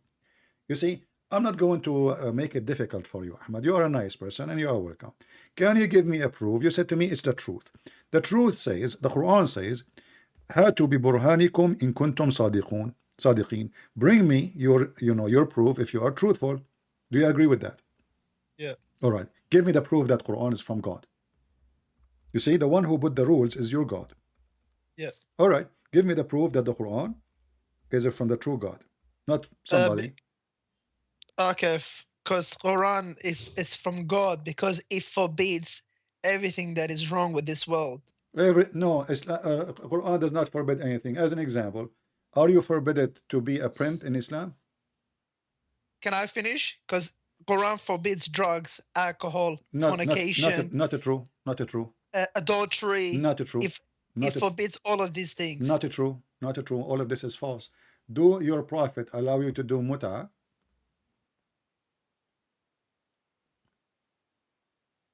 Yes, that was allowed muta, but that was during the wartime. Okay, what is muta? Isn't it muta prostitution?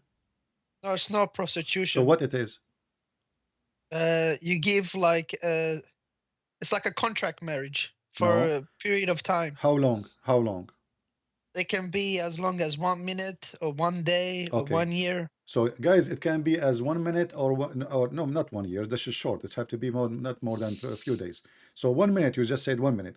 So you give a woman money in return for her to sleep with you, correct? That's why it's called muta. It's sexual muta. Yeah. Okay. So how this is not not prostitution? Because this is what prostitution is about. You pay a woman. It's a contract. You pay her in return. She take off her panty. You sleep with her. Yeah. Okay. What's wrong with that? What's wrong? But you just said to me Islam but you just said to me Islam forbid fornication, adultery, but Islam allow fornication. Okay. What about? Okay. Can I finish? Can I finish? But this is halal. This is not zina. Okay, but you just made legalize. You just made legalize the fornication. You are a fornicator, or what you did? You just changed the name of prostitution. Yeah, but it's from God. It's halal. It's not. How it's halal? How you say to me that in Islam fornication and adultery is forbidden, and now you are saying to me Allah allow me to do fornication and rent women to have sex with. So how you forbid it, but you make it legal? Is having sex with your wife, is that a fornication? She's not a wife. You know, it says here. You just told me 1 minute. Is it you who said the word 1 minute? Did you say? Did you say one? It would be 1 minute. It can be a day. It can be a year. You said that, right? Okay. Yeah. Okay, but it says temporarily, and muta. The word muta. What muta mean? Muta means sexual pleasure, correct? Yeah. Okay. So the purpose of this relationship is sex. Why not? Okay. So the purpose of the relationship is sex, not because you're in love or you want to have a family, correct? Yeah. Okay. That is prostitution. Prostitution, you don't want to, you don't care for this woman. You don't want to have a wife. You don't want to have kids from her. You just want to sleep with her. So what do? You tell her how much you charge me. She agree. You say to her for how long. You say, I will stay with you for like an hour or half hour.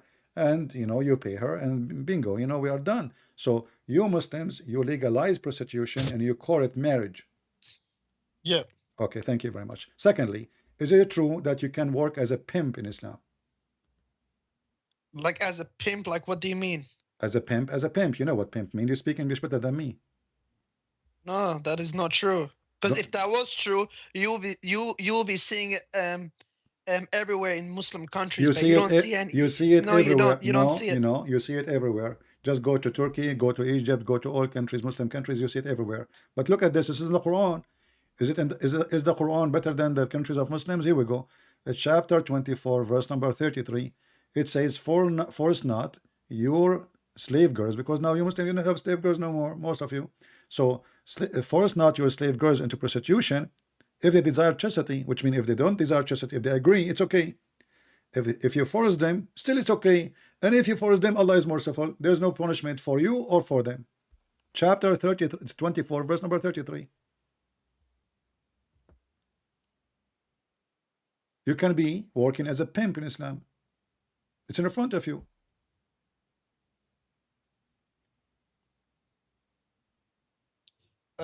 Give me 1 second. What verse is this? Chapter 24, verse number 33. Chapter 24, ولا verse. تكرهوا فتياتكم على البغاء إن أردنا تحصنا. Don't force them to do prostitution if they choose chastity. But if they agree not to be chaste, they like to be hookers, fine, it's fine, very fine. But and even if you force them, huh? Allah is all merciful. But these are only slaves. So you can work as a pimp in Islam, and the one you are now is actually is more evil. Now you are abusing girls, you kidnap them from their family, you make them sex slave literally, and you force them to prostitution. And your God now, because the women, the Muslim women, they start complaining, the husband, they don't sleep with them, and everybody have tons of women, and he is making a business. So now Muhammad make it legal to have pimp business. And now you are saying to me, oh, because they are slaves, so we can work as a pimp. So you can be a pimp, and you agreed with me. I don't agree with you, but I just got to check the tafsir and commentary. And no problem, you can up. check the tafsir, it's in front of you. You speak Arabic. Why Muslims, they cannot understand the Quran in Arabic and they need tafsir? If the Quran says we made it in a clear details, that's why we made it in Arabic. Why we make it in Arabic? To make it, in order to make it clear. Look like it's still not clear for Muslims. So Allah, He failed to make His Arabic clear to you. And this is additional proof that the Quran can't be from God, because you just said I need to read the interpretation. Why? Because the Quran in Arabic is not clear for you, and you are an Arab. No, that's because one Arabic word can have different meanings, it multiple doesn't matter. meanings. Still, you make it more horrible. So your God is using wrong language, wrong word, because there is many meaning, and now he's confusing us more. So why in the Quran he says we made it in Arabic language, so it make it clear? So obviously the Arabic language does not make it clear, it make it more confusing. Correct?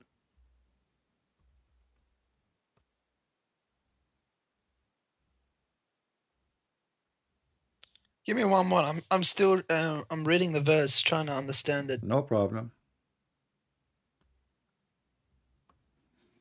The Quran chapter 12 verse number 2, it says, verily we have sent you down in Arabic Quran in order that you may understand. And obviously you may understand not, even though you are an Arab and you speak Arabic very well, but still you have no idea what the Quran is saying, and you are getting confused.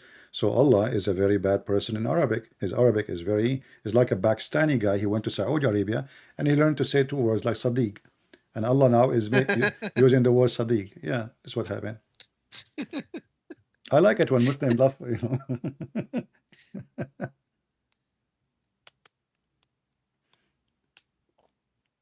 Oh, we can show you tafsir in the screen if you want.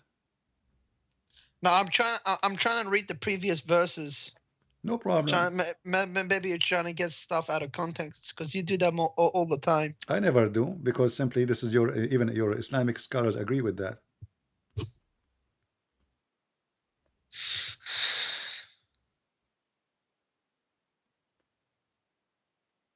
And I think maybe because Allah is allowing pink because they're poor. So they need money to survive. My friend, you see, don't be offended now. I'm just being like sarcastic. You are the smartest person ever in the world who called me. So I am poor, but I have tons of slaves. That makes sense. Look like only poor people, they own slaves. Rich people don't have slaves. I mean, come on, only poor people.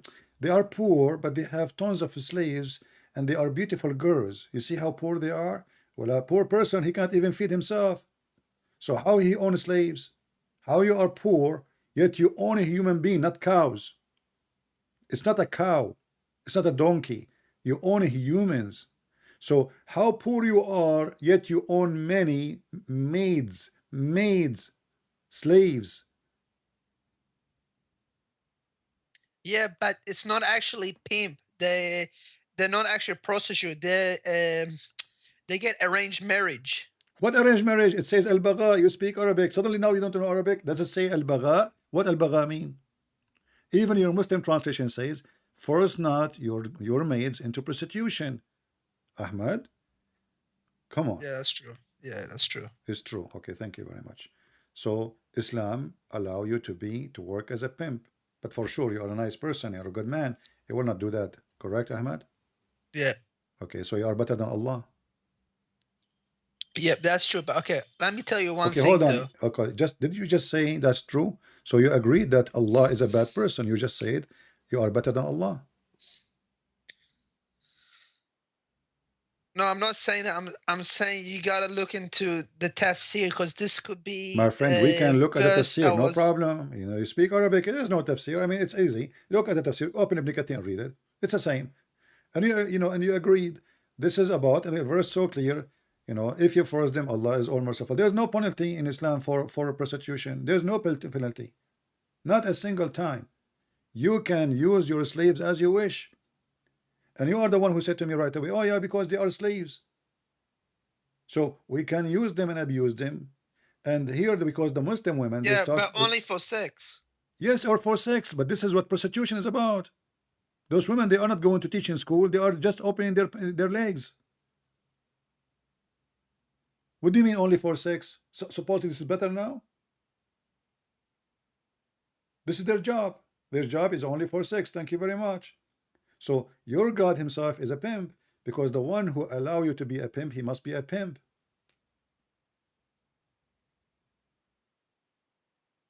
What's wrong with that? What's wrong with God is a pimp? You agree that your God is a pimp, and you are saying what's wrong with that?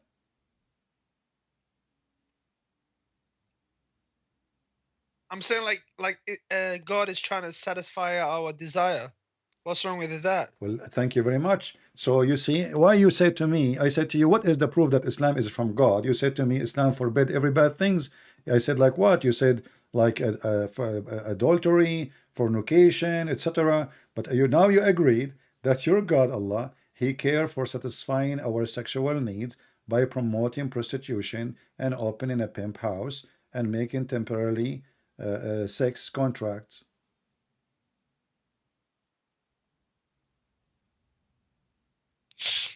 So your prophet and your God, they are from the red flags family. They have red flag. The Arab in the old days, in the time of Muhammad, they used to have red flag.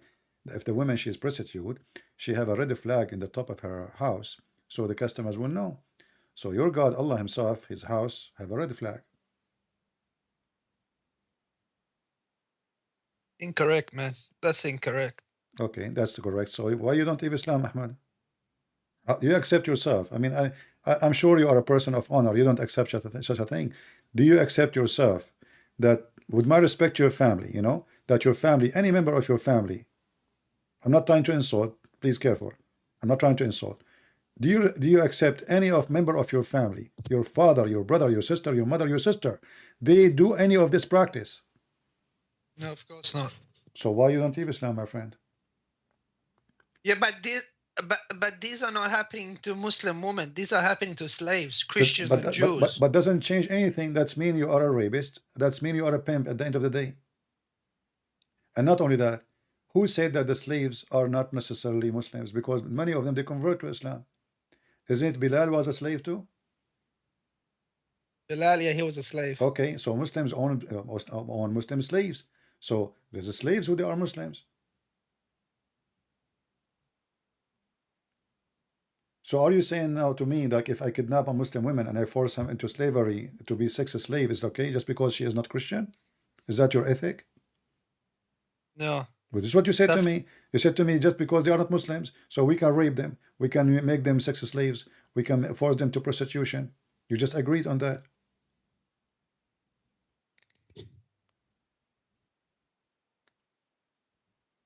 I'm saying maybe this verse was revealed at that time. For sure, it's revealed at that time, Ahmad. Come on, my friend. Only at that time. My friend, my friend. meant for today. Everything revealed at that time, and you Muslims, you claim that the Quran fit for all times. No, it doesn't. Because doesn't? Mutta doesn't.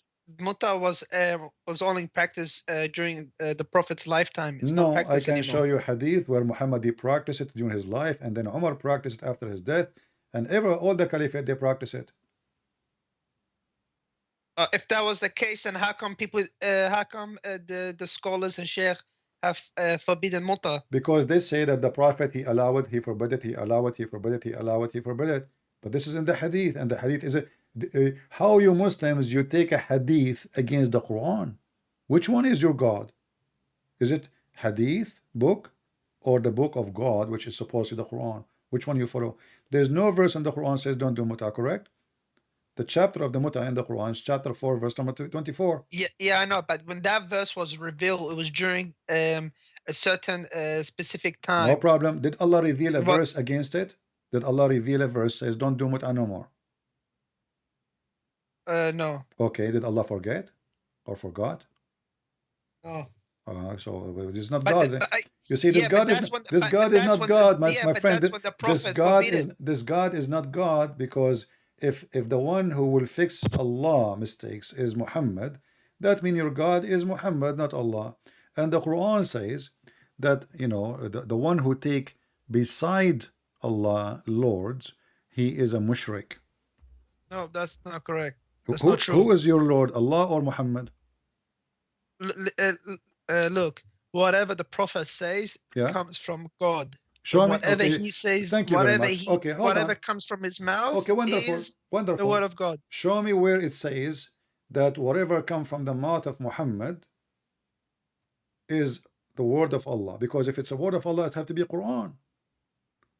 What comes from the mouth of Muhammad is the Quran as the word of Allah. Even Muhammad himself, and you are a Muslim Sunni, he said, anything else beside the Quran, erase it. Is that correct? Anything besides the Quran, erase it. Erase it, yeah, which means the hadith. Muhammad, he don't want you to write the hadith. Read carefully. This is the hadith in front of us on the screen. It says, don't take down anything from me, and he who took down anything from me except the Quran, he should efface. Do you see it? Efface that.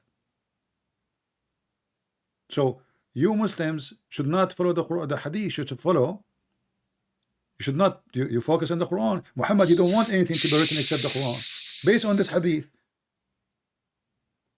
Based on this hadith, but Islam cannot exist without the hadith. So Muslim, they have to follow, because there's contradiction. And the Quran says you have to obey Allah and the Messenger. And different hadith, different verse says the one who obeyed the Messenger, I got you Allah. busted. I got you busted. How? There is no harm in it. No harm in what? In writing down on what he's saying, narrating what the Prophet is saying. Where it says no harm, what does that mean? Harm, no harm in it. Where is this says? Look at that. Look, do not take down anything from me, and he who took down anything from me except the Quran, he should efface that and narrate from me, for there is no harm in it. No, it says, this is, you see, you're just you're reading the English. No harm in it. It says wala haraja. Don't be wala haraj. You see the word haraj, you speak Arabic. Wala haraj, which means there's no problem. Don't worry about erasing. There's no harm. Nobody will harm you. I'm giving the order. So wala haraj. Waman kadhiba alay, the one who would lie about what I say, let him sit in a chair of fire, which means in hell time. So there's no harm in you, which means God will not punish you. That's all. How you got me busted, my friend? You got yourself busted. Can you just go down and see if the hadith is well, this is Sahih Muslim. This is Sahih Muslim. But how can I be sure it's Sahih Muslim? It says there in front of you. It says Sahih Muslim. Hadith number 3004. Hadith number 3004. If you want to read it from right to left, it's 4003. Sorry, can you say the hadith number 3004? All right. Sahih Muslim. Sahih Muslim. Give me one moment. And my friend, I'm showing you. This is Sunnah.com. This is your Muslim Sunni website. Sunnah.com. Do you see it? sunnah.com. So don't worry about it. I mean, you see, it's recorded. People will laugh at me if I'm lying. You yourself, you will laugh. You will spit at me if I'm lying. You know, I mean, come on. This is your Muslim website. This is your translation. That's all right. I'll get you busted. Oh, still you insist? Until now, we are 10-0. I got you busted about muta, fornication, adultery, and prostitution. And now we will go here. You know, you are saying that you follow your prophet, you don't follow Allah, because the prophet is whatever he speak for Allah. Listen, if Islam is not the truth, yeah, then why is there a mass conversion? Like, for example, look at the example of Andrew Tate. He was a billionaire with a lot of girls. He's a pimp. He heard me saying what we heard, what we said today, that you can be a Muslim pimp. In Christianity, he will go to hell. In Islam, he is a good guy. So he like it because he's a pimp. That's why it's attractive. You know, this guy is a pimp. What do you expect? This guy, the clothes he is wearing, the jacket he's wearing, the pant he's wearing, the shoes he's wearing, the socks he's wearing, the watch he's wearing, and the phone he's holding is from the sweat of the vagina. I mean, how aren't you ashamed, Ahmad, to be proud about such a person? Honestly, he's a pimp. Do you know that? Do you know that this guy, he said the F word to the Quran? He said the F Quran, the F book. We don't follow the F in book. Go watch the video. Who said that? Andrew Tate? Him, yeah. Yeah, but that was before he converted. No, this is when he's speaking about how amazing the Islam. He's a Muslim. The F in word. Okay, so this is what he is. He liked the Quran because he's saying to the Muslims, because you are not following the F in book. You are not following the F Allah. You are not following the F in Prophet. He is rebuking the Muslims. So this is your teacher. This is your master now. But anyway, he is like Muhammad. Muhammad was a pimp too.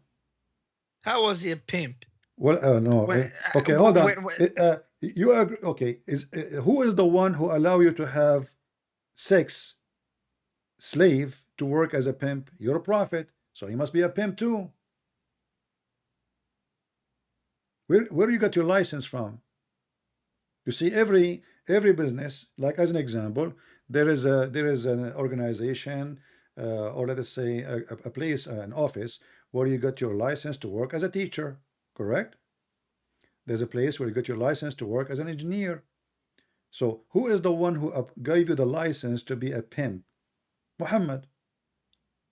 In order to be in a specialty of pimping business, he have to be a pimp too. And as long as he agree with it, that's mean he is against our God, but he is agreeing with your God, because you have a God who is a pimp. Isn't it your God? He gave you a promise of a lot of women to have sex with them in heaven. Yeah, what's wrong with that? That's a pimp too. That's a pimp. What is pimp? Pimp is someone, he promised a one man, come to my house. I have a pimp house. You and many women. Can I say something? Say something. Go ahead. At least our heaven is not boring. Your heaven, all you do for eternity is just sing songs. All right. Okay. Well, let us go. Okay. Let us see how boring it is. Your prophet, he promised you that your penis will be endless. Yeah. What's wrong with that? Okay. Let's see how boring it is now, and how fun. So your wife is next to you, and your penis is going to the 7 galaxies. Who is the one now is suffering? Galaxies. You are the one who said that. So how stupid is this statement, Ahmad? I'm not trying to insult you, but you see, my heaven is boring. We are singing. So we are singing, laughing at you. You have a penis. You are chasing your penis. Now you want to have sex, but you cannot catch it because it's keep growing. So Ahmad in Iraq, and his penis now in Brazil, going to Argentina, and then go in the sea and go on the Amazon River. And those little fish, they start chewing in it and biting it, and the ants and the mosquitoes. So what kind of religion this religion is? I mean, what kind of a prophet? He promised you endless penis, and you are saying to me, what's wrong with that? Don't you see that this is something stupid there? The prophet didn't promise us endless penis. He promised us in Jannah we can have anything we want, anything with desire. My friend, what if I show you the reference that your prophet, he promised you endless penis? But it's a weak hadith, because how can that even work? Endless penis. Okay, how it can work? How it's weak hadith? I mean, okay, what is weak hadith? weak hadith. It's just like it's not an authentic one. It's not. It's like So you are saying gibberish. to me, that we Muslims, we lie about what the Prophet said. Of course, because there's a lot of enemies of Islam. But you are For saying, example, but who is the one who wrote it? The Muslims. Not all Muslims are Muslims. Some of them are disguised as Jews. Not all Muslims are Muslims. All right, but those are the Some are scholars. disguised as Jews. But those are the scholars. You know, I'm What do happy you mean that no? What do you mean no? Who is the one who wrote those hadith? The scholars. Okay, okay. Let's read the hadith. Pull it up. All right, give me a second. But I'm happy. At least in our heaven, we can have anything with desire. But in your heaven, all you do is sing songs for eternity. Don't you get bored singing songs? Well, no, we will not be. Who said we will be singing songs? Where do you get this from? We are going to be living with the glory of the Lord, and His glory cannot be compared. Who is the one who gave us all the joy in our life? Who is the one? You said songs, right? Who is the one who gave you the joy of music? God. Who is the one who gave you the joy of food? God. All the joy you have is from God. So you are saying that God who gave us all joys, He cannot give us better joy than prostitution and sex. But it's not sex. It's sex with houris. It's sex. What sex with houri? It's sex. It's sex. What's wrong with that? Yeah. So what do you mean? What's wrong? You keep saying to me, what's wrong with that? You're in heaven. You can do whatever you like. There is no sin in heaven. Did you call me before? What's that? Did you call me before? No. Because this is the same statement I heard from a Muslim before, saying exactly the same thing, that there is no sin in heaven. Yeah, because you can't sin in heaven. Everyone's sinless. Exactly. No, That's no. You said there is no sin in heaven. What? So in heaven you can have sex with your mother. You can have sex with your sister. No, you can't, because why? Because, like, for example, okay, what is your sect? You can't do evil work. You can't do evil things. Ahmad, like for example, what is your sect? What is your sect? Hanbali. I'm Sunni. Hanbali. Okay. What if I show you that if a Muslim person, he had sex with his mother, or even his daughter, especially the daughter from adultery, it's okay. Not in heaven, here in earth. Can you block the chat, because they're being really disrespectful about the Prophet? Don't look. We don't. Ahmad, here we don't respect your Prophet. Nobody respected. What? Yeah, nobody respects. Don't look at the chat. Over don't 2 look billion at. People don't look at the chat. You don't respect us too. You make fun of us. You are calling me names. How? You call me names. You just made fun of me. You said, your heaven is boring, etc. Blah blah blah blah. So I did not complain. So you're calling Christian Prince. I don't respect your Prophet. Your Prophet is a pervert. This is what the whole conversation is about, your Prophet being a pimp, and now you get upset, and you agreed. If I say to you now, your Prophet have sex with a child, can you refuse to say that your Prophet is a pedophile? No, he's not a pedophile. So what pedophile mean? Explain to me pedophile. At that time, you gotta look at things at context. Okay, so you are saying to me, at that time your Prophet was pedophile. At that time. No, I'm saying at that time it was normal. If it wasn't normal, or if it was a disgusting thing, the Arabs would have done something. Or they would have wrote it down. Wait. Why a man at that time, at the age of 54, he go after a girl she is 6 years old at that time? That's because he wanted to bond the Muslims together. What? Abu Bakr is already a Muslim. He believes in him. He's following him. You do not need to sleep with his daughter. And he have other daughter, older daughter. Why he did not go for the old one? Why he took the child?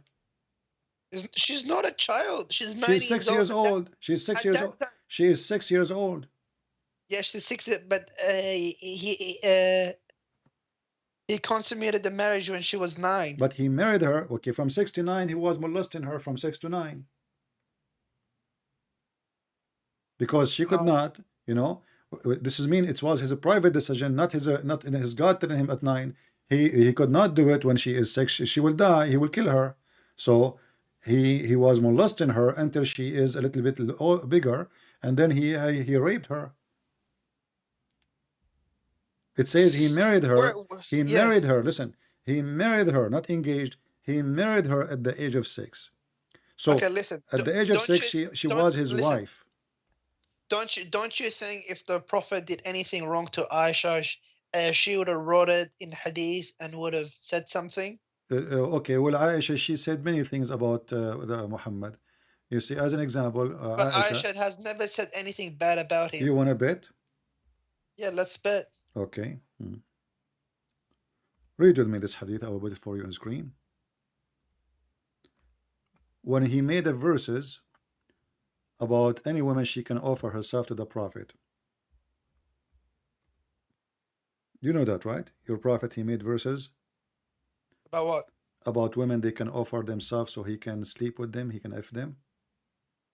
Oh. Yeah, in the Quran. We will go for that then. But your Prophet wife, she said to Muhammad, I see that your Lord, he hastened for your sexual desire.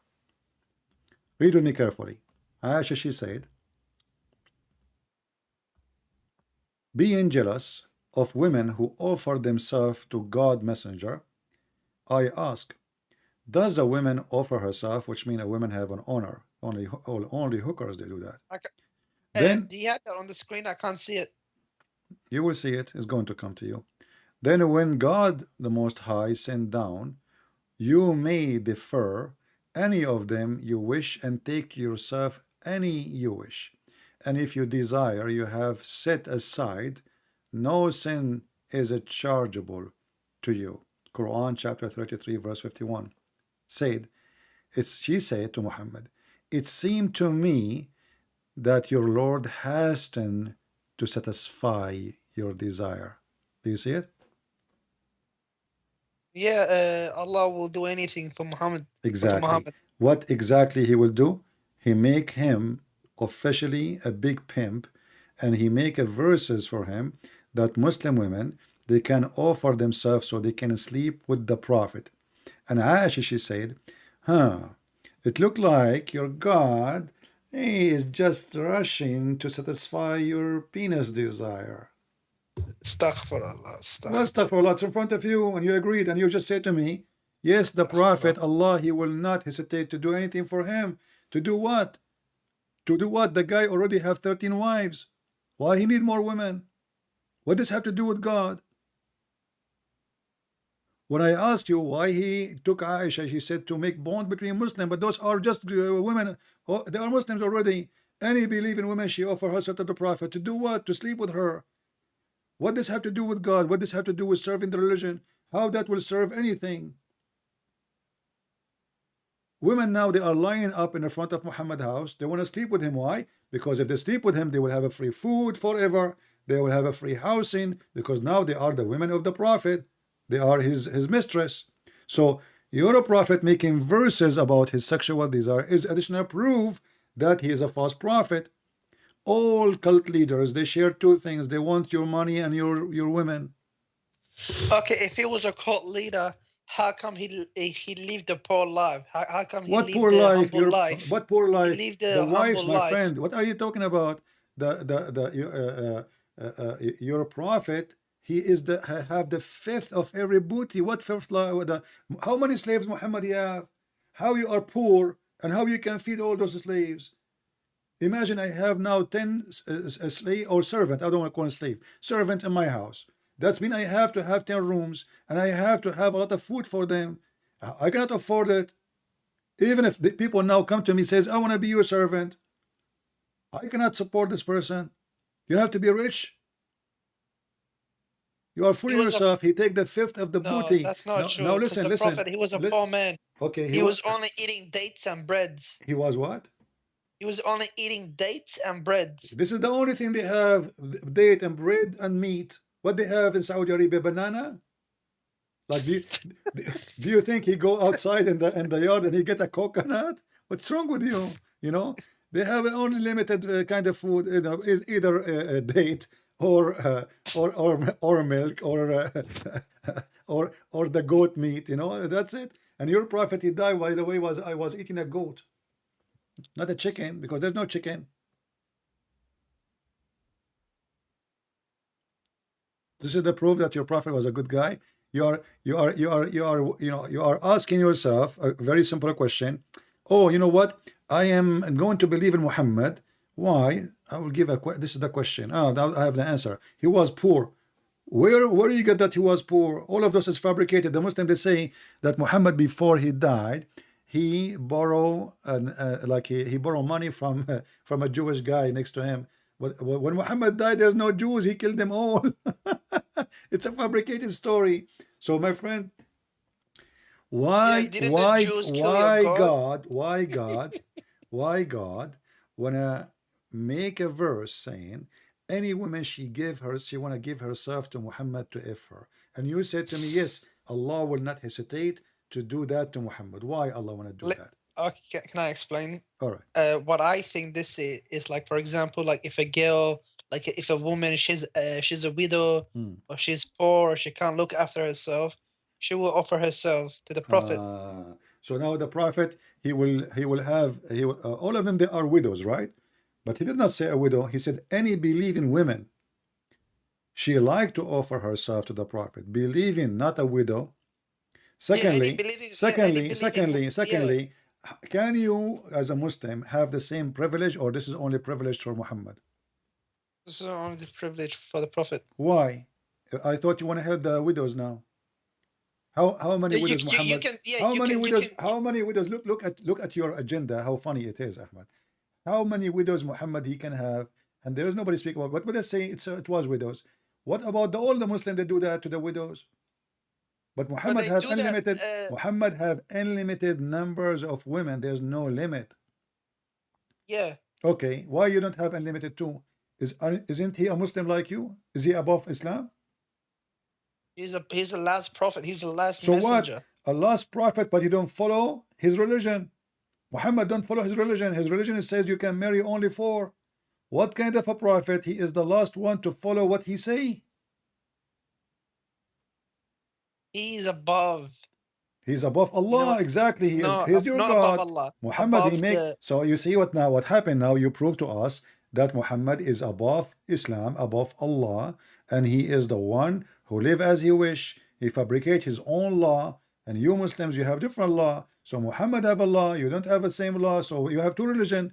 You have Islam for Muhammad and Islam for Muslims. Islam for Muhammad, unlimited sex, unlimited women, unlimited money, unlimited everything. He have no, even he can break the oath. He can lie. He can even have sex with his own wife's son. What do you think about a person? He go to his wife, the son of his wife, the wife of his son, and he flirt with her when the husband was not there.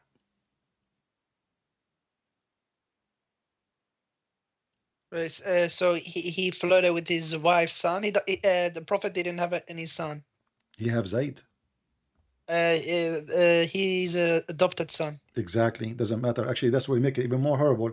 Because horrible. Because if I adopted you and I consider you my son, and then I betray you, I go to your house because I adopted you. That just shows his good character. That just shows what a good character he has to adopt. That shows that he adopted this person, so he can marry him to that girl, so he can sleep with her, and the wives will not complain why he is going there, or even the neighbors. That's what you think. That's what you think. No, it's not what I think. That's what happened. Did he flirt with the wife when the husband was not there? Not flirted, but he loved her, and that was after they got divorced. What if I show you the proof? You said he did not. You said he did not flirt. What if I show you the proof? The proof of what? That he flirt, and this is your story, and I believe he slept with her already. Not only he flirt. He didn't sleep. He didn't sleep with her. Okay, so but do you accept that he flirt for now? No, he didn't flirt. No, he didn't. He didn't. So what if I show you the, you know, the reference? What you would do? If I show you the reference in the front, if I show you the reference in the front of everybody, in front of your eyes, what you would do? You promise me to leave Islam if this is true? Listen, the Prophet, like, you don't know what's in his mind. Like some words like you can't. You're a prophet. There's nothing in his mind because his mind is between his legs. He go to the wife when the husband is not there, and he flirt with the wife, even though she is married. And she is married to who? She is married to his adopted son. And why he's alone in the house with the women? Because simply this is adopted son. So he's like a father going inside the house when the husband is not there. So he allow himself to enter the house, flirt with the wife, and speaking to her so she can hear it, not in his heart. He made her hear it.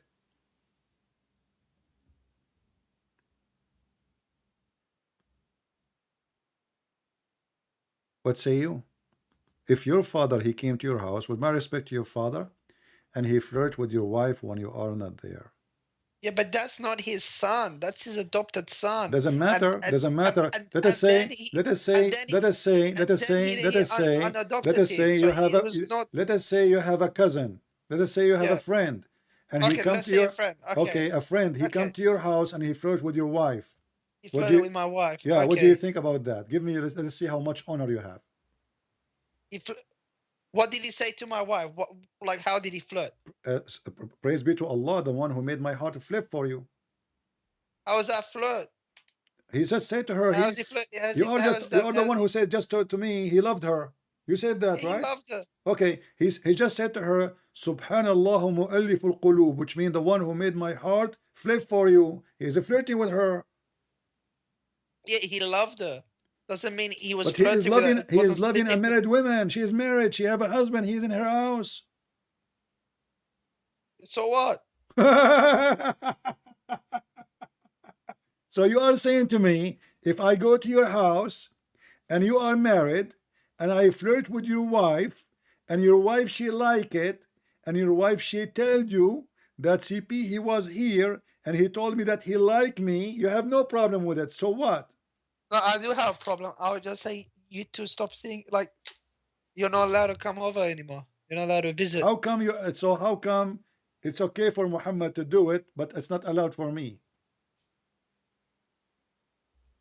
Because you're CP and he's the prophet.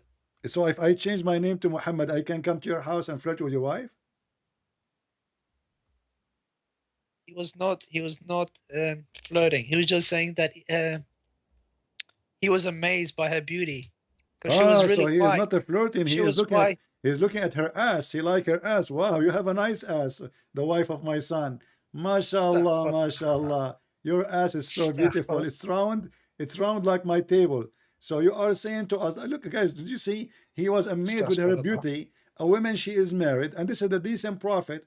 He go to a married wife in the house of the husband.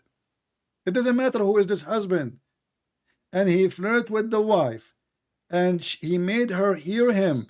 And not only that, is it true that Zayd, at that night when he come home, he tried to sleep with Zainab, and then his penis swell? I don't know about that. What if we prove it? That this is a miracle of Allah. He made the penis of Zayd swell because the prophet, he wished to have sex with Zainab, so Allah will not allow husband to sleep with her no more. So the guy, he take off his pant, his wife, she is laying down, she, ready for the position. The guy, he tried to touch it. Whoa, they start screaming because his penis is swell from pain. This is a miracle of the prophet of Allah and his God. The husband penis is swell. What if I show you the proof? I don't think it's. I think I heard. I read this before. It's a weak hadith. I'm sorry. It's not a weak hadith. First of all, no, it's not. And this is Tafsir al-Qurtubi. Anything is embarrassing. The Muslim, they say weak hadith. my friend, you are weak, your prophet is weak, your God is weak, and his penis is weak. And by the way, he was not able to sleep with her. But look at this. Okay. Okay. If my God is weak, why All did right, he hold on. conquer the world? Read with me. Read with me. He conquered nothing. He conquered nothing. He died like a rat. And then the Muslim after that, they start, and not only the Muslim, the Arab, the Muslims who they are not Muslims, those the Genghis Khan and the Tatar, and you know, those who came and they conquer Islam anyway, and they use Islam again to conquer more. But it's not the prophet. Look what's the prophet happening in conquered Europe. nobody, my friend. The prophet, he just controlled the Arabian Peninsula, and when he went to attack the Roman, he lost and he came back. Let us focus here. Read with me. It says here في بعض الروايات أن زيدا تورم ذلك منه حين أراد أن يقربها. What do you think? It says here قالت زينب أمسى زيد فأوى إلى فراشه قالت زينب ولم يستطعني زيد وما امتنع منه غير ما منعه الله مني فلا يقدر علي. So the guy, the husband, he came to have sex with the wife, Zainab, but he could not. Zainab, she said, he could not do it because Allah forbid him from doing it. He forced him not to do it. How? She explained, she said, أن زيدا تورم ذلك منه حين أراد أن يقربها. So the second he started to get close to her, when he got close to her, his penis, swell. He would stay away, his penis go back normal. What do you think about this miracle? It's a miracle. Okay. Have you ever think about the miracle of why you don't Muslims make why you don't promise me, Ahmad, to make a video about how Allah made the penis swell? Miracle, call it miracle, the penis swell miracle. Astaghfirullah, astaghfirullah. What astaghfirullah? You just said it's a miracle. Isn't it you? And why Allah don't want a man who is married to a woman to sleep with his wife? Why? Just because the prophet, he flirted with her? And this is Tafsir al-Qurtubi in front of you, and this is the official government website of Saudi Arabia. Page number 423.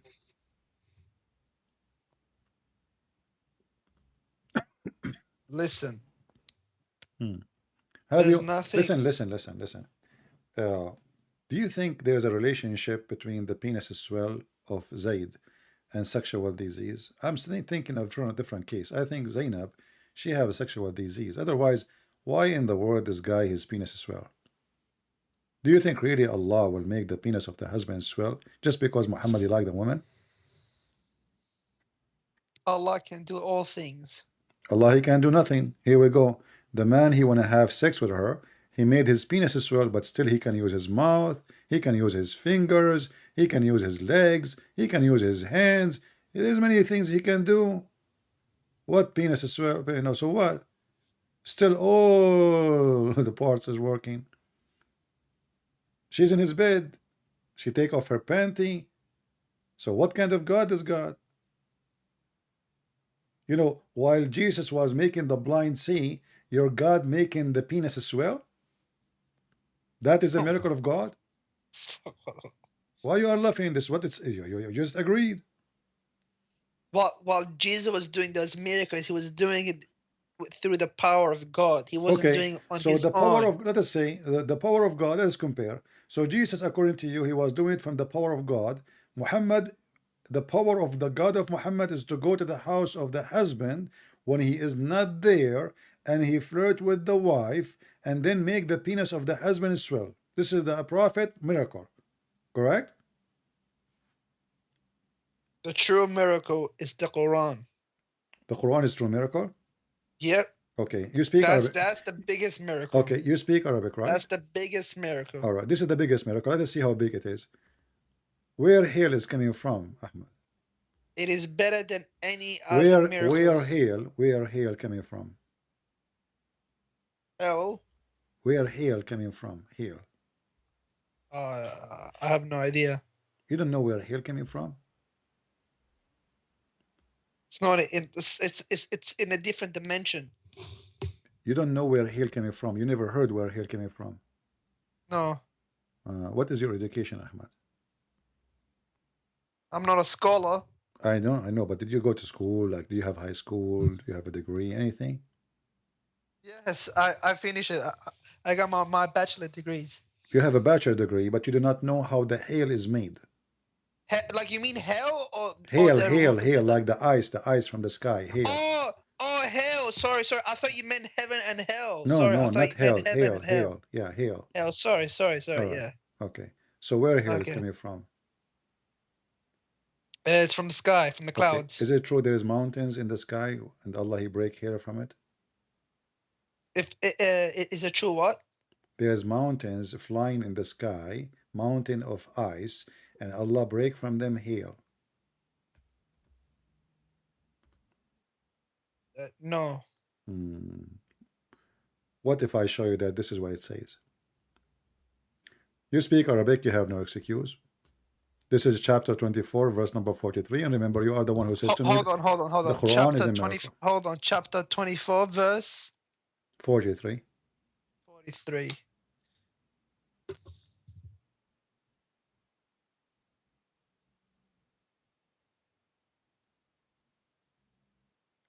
All right, what's wrong with that chapter? What's wrong with that particular verse? It says, وَيُنْزِلُ مِنَ السَّمَاءِ مِنْ جِبَالٍ فِيهَا مِنْ بَرَدٍ فَيُصِيبُ بِهِ مَنْ يَشَاءُ. He sent down from the sky, from mountains in it, from hail, to hit with it. Where the hail coming from? From the mountains, which is in the sky. It's a metaphor for heaven. It's a metaphor. Hold on. Where is the word metaphor? Metaphor for what? It says Jibal. Jibal is a metaphor now. Jibal mean mountains. Yeah, I know, but the mountain is a metaphor for heaven. Okay. How you know it's a metaphor? How you can confirm it's a metaphor? I have no problem. How you can confirm it's a metaphor?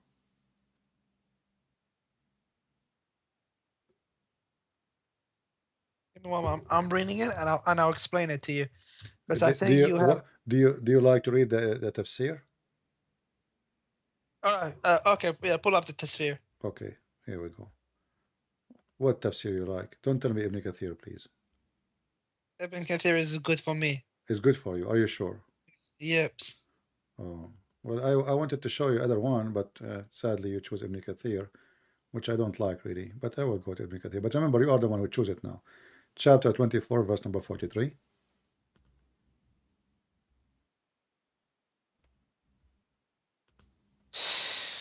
Just like how the Bible has metaphors and okay, stuff like that. My friend. So you're telling me the Bible doesn't have metaphors? My friend, just wait. You said you accept Ibn. You said you accept Ibn Kathir, correct? Yes. All right. Everybody heard you. This is your wish. You got what you deserve. You got what you asked for. Can you block the chat? They're don't telling me don't look at the chat. Don't look at chat. Focus with me. You have a problem here now. You just told me open Ibn Kathir and you like Ibn Kathir, and this is Ibn Kathir. Read with me. It says here, from men, this is men in Arabic, and of men, ice means there are mountains of hail in the sky, which Allah sent down ice. And you said to me, you accept Ibn Kathir. And I told you, please don't ask me for Ibn Kathir. Please don't. You said, no, Ibn Kathir is good for me. I said, please don't. You said, no, Ibn Kathir is good for me. I said, I don't like Ibn Kathir. You said, no, Ibn Kathir is good for me. So this is Ibn Kathir is saying that mean there are mountains of hail in heaven. You see it? Mean there are mountains of hail in the sky, which Allah, He sent down ice from it. So why you said to me it's a metaphor when the fact it's not? This is Ibn Kathir. This is your friend Ibn Kathir. Yeah, I know, but look, if you continue reading Ibn Kathir, he agrees with me. As for those who say that mountains here is used as metaphor for clouds. It says here, as for those who say that mountain here is used for metaphor, they think that the second men is also used to describe, but he's saying they are wrong. He's saying there's some they say that, but they are wrong. He is giving you the meaning. The meaning is no, he sent ice from mountains in heaven. But those who say it's a metaphor, well, they are wrong, they are dummy, they are stupid. And Allah knows best. And the Arabic is so clear, and you speak Arabic. How it can be? So Muslim, they try to fix it, they make it more blind. We can open Al-Qurtubi, we can open Al-Jalalain. Okay, open Jalalain. Okay, so Al-Jalalain now is better than Ibn Kathir? Not better, but he may have a different opinion. All right, let us see. You have different opinions, so Islam is religion of opinion. How you can follow this religion if you do not know except opinion? So everybody give his opinion, right? Okay, read, here we go. This is Al-Jalalain, and this one you said, okay, open Al-Jalalain. It says, he sent down from the heaven out of mountains, min jibalin, min extra, therein. So he sent what? He sent from the sky, from off the mountain, out of the mountain. Do you see it? Let me zoom in. You see it? Yeah. So he is confirming the same. So Allah, he sent down out of mountains, he sent hail. He sent hail and he submit at the one he don't like. All right, no problem. What do you mean no problem? You have to leave Islam now. You just told me that I'm the gonna Quran, copy this down. I'm gonna copy this down, and I'll give it to him. What do you mean you want to copy this one? It's in front of you, Ahmad. You be honest with me. You know, either this is coming from God or this is coming from a scam. What kind of God he says such a thing? What if I give you the biggest proof of Islam? What is that? Destroy me. Hit me. Okay, let me just before I tell you. Don't tell me first, can guys. I copy this down? Don't tell me. I want to copy this down. Don't tell me. What Don't chapter tell me. Don't tell me yet. Don't tell me yet. People, he will give me the biggest proof of Islam. Are you ready? Please invite more people. The biggest proof of Islam. Ahmad, go. We are waiting. We are excited. Yeah, you're gonna be excited because. All right. All right, let me tell you. One of the biggest reasons is the scientific miracles. Look what we are showing you now. Isn't this a scientific miracle? This is science now. He sent down hail from mountains, and you are saying to me that the biggest proof of Islam to be from God is scientific miracle.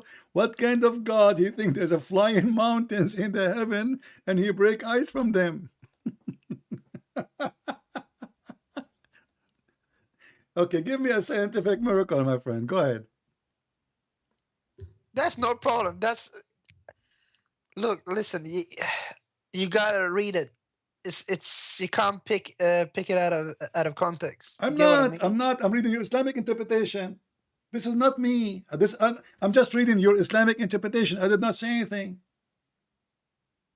In front of me in the screen it says he sent down from heaven out of mountains. It's not me who is saying that. He sent down hail and he submit this hail into the one he don't like. Very simple. So what do you mean I'm taking things out? This is what it says.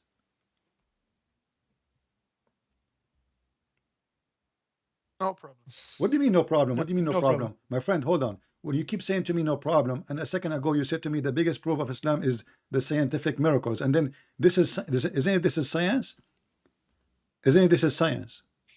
It could be a metaphor. What metaphor? It could be a metaphor. Let me ask you. As long we are talking about storms, okay, is the thunder, the lightning, is it electricity? Electricity? Yeah. Yeah, it is. Okay. Your Quran say it's an angel. Show me proof. Chapter 13, verse number 13. And don't tell me I'm taking it out of context. Here we go. The thunder, this is an angel who is in charge of the cloud, driving them while constantly proclaiming he praise Allah. Do you see it? Yes, that is true. That is the unseen. Can you see the unseen? What do you mean the unseen? Can you see James? So now you agree. A second ago I asked you what is the thunder, you said lightning. Now you agree it's an angel. No, I agree with both because this is the unseen. What do you mean you agree with both? How he is an angel and he is a lighting? I ask you, is he electricity? You said, is it electricity? You said yes. But in your religion, the thunder, Mr. Thunder, is an angel. He's in charge of the cloud. He have 70,000 angels in his right side, and he have 70,000 angels in the left side. So when he move his, and they asked the prophet, what about the fire we see? He said, this is his fire belt. He beat the cloud with it.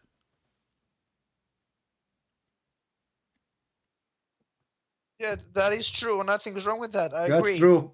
My friend, you just proved to us that Islam is scientific. Thank you very much. But this is the unseen. You can't see the unseen. What unseen? This is something we see, Abdul. Come on.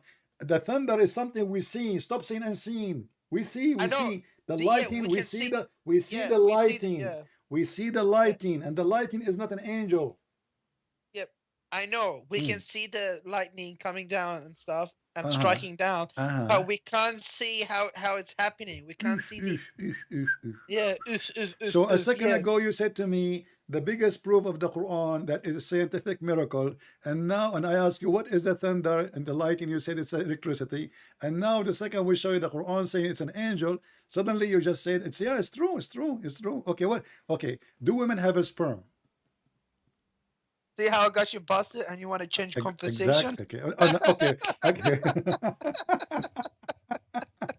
See guys, Ahmad, you got me busted.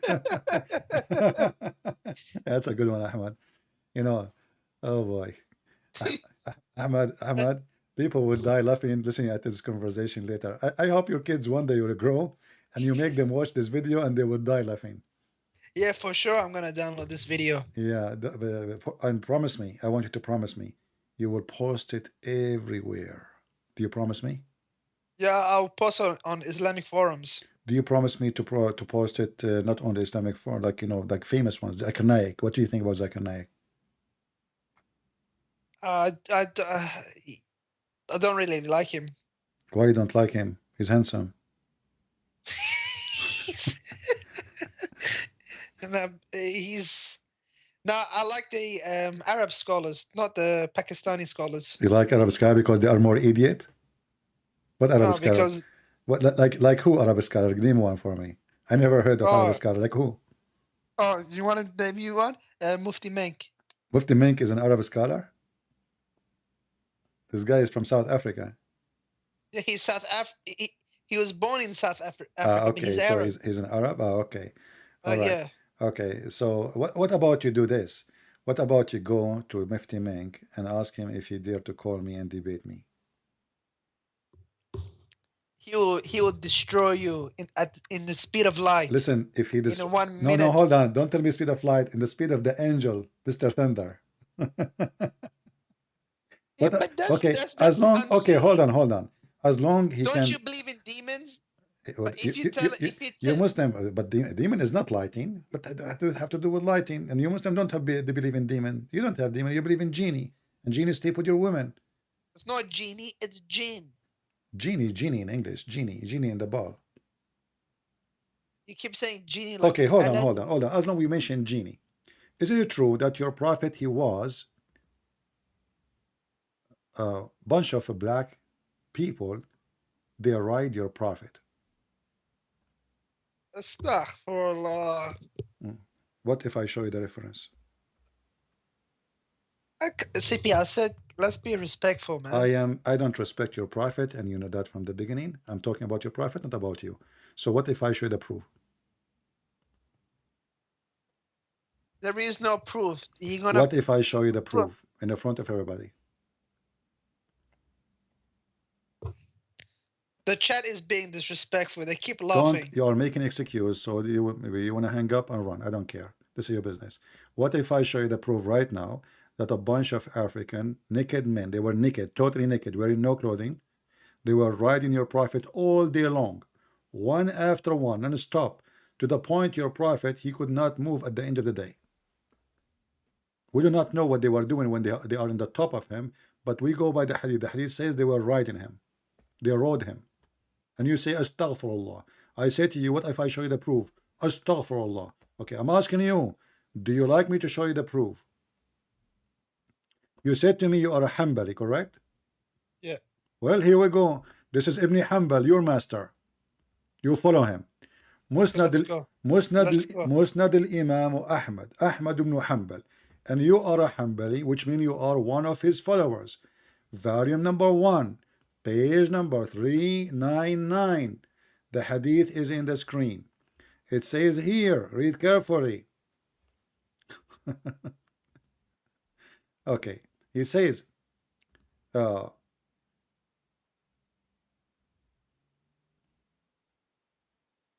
can you hide the chat? read. Forget about the chat. Focus with me on the screen. Read with me the I'm video. gonna hide the chat because the chat is Stop on the screen. chat. I'm You gonna can hide the stop chat it. first. This is an excuse. You can stop the chat. You can exit the chat. Yeah. Read with me. It says, I just exited the chat. كما قال عفان إن شاء الله ليس عليهم ثياب ولا أرى سوآتهم طوالا قليل لحمهم قالوا فأتوا فجعلوا يركبون رسول الله صلى الله عليه وسلم وقال وجعل النبي صلى الله عليه وسلم يقرأ عليهم قال وجعلوا يأتوني فيخيلون ويميلون حولي. And then he says continue فارتعبت منهم رعبا شديدا فقال فجلست أو كما قال فلما انشق عمود الصبح جعلوا يذهبون وجاء رسول الله صلى الله عليه وسلم ثقيلا وجعا أو يكاد أن يكون وجعا مما ركبوه. What they did to him? They rode your prophet all day long and they are naked black men. You said to me, أعوذ بالله, and you said to me you are a Hanbali. And this is your master, Ahmad ibn Hanbal. What say you? And I will post the link for everybody in the chat. You can use Google Translation. You speak in Arabic. You do not need translation. Here we go. You speak Arabic. You have no excuse. They did rode your prophet like a donkey all day long, and we do not know what does that mean exactly. I mean, rode him what? They raped him?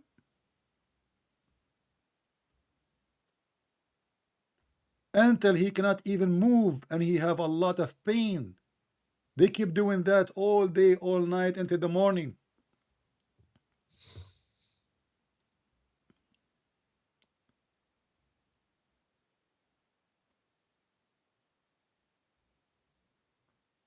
Let me check something. Check something. Let me check something. And this is the hadith in English. We are using Google Translation.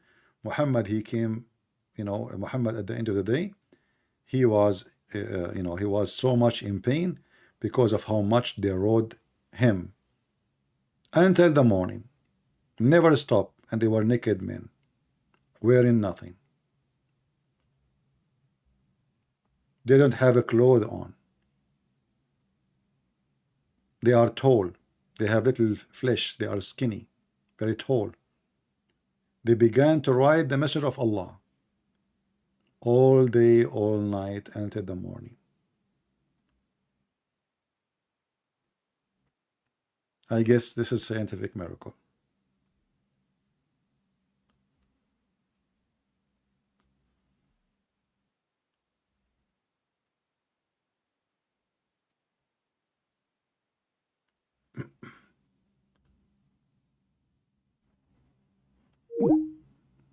He hang up.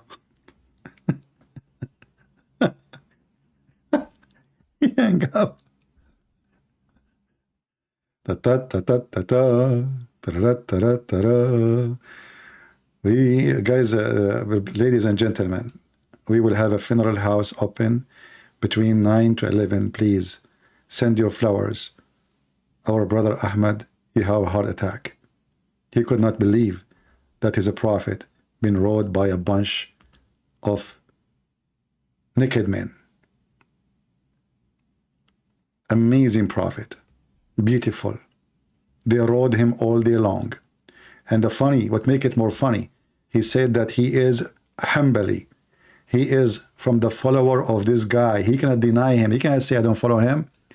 This is Ahmad ibn Hanbal. I asked him, what is your sect? He said, I am Hanbali.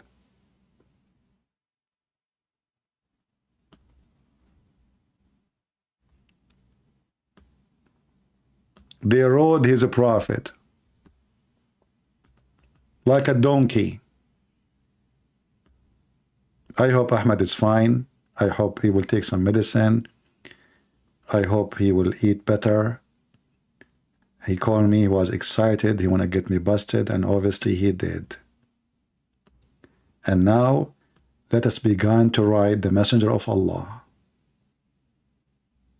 Who want to take it first? The first round. My friend, we are victorious by his name. His name is Jesus. He is the Christ. He is the Holy.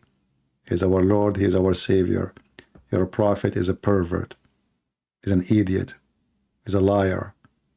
Everything about him proving him to be devilish. While Jesus, he cast demon. Muhammad, he rode by whoever who they are. They were riding him all day night. When the demon, they see Jesus, they say to him, what do you want from us, Christ, the Son of God?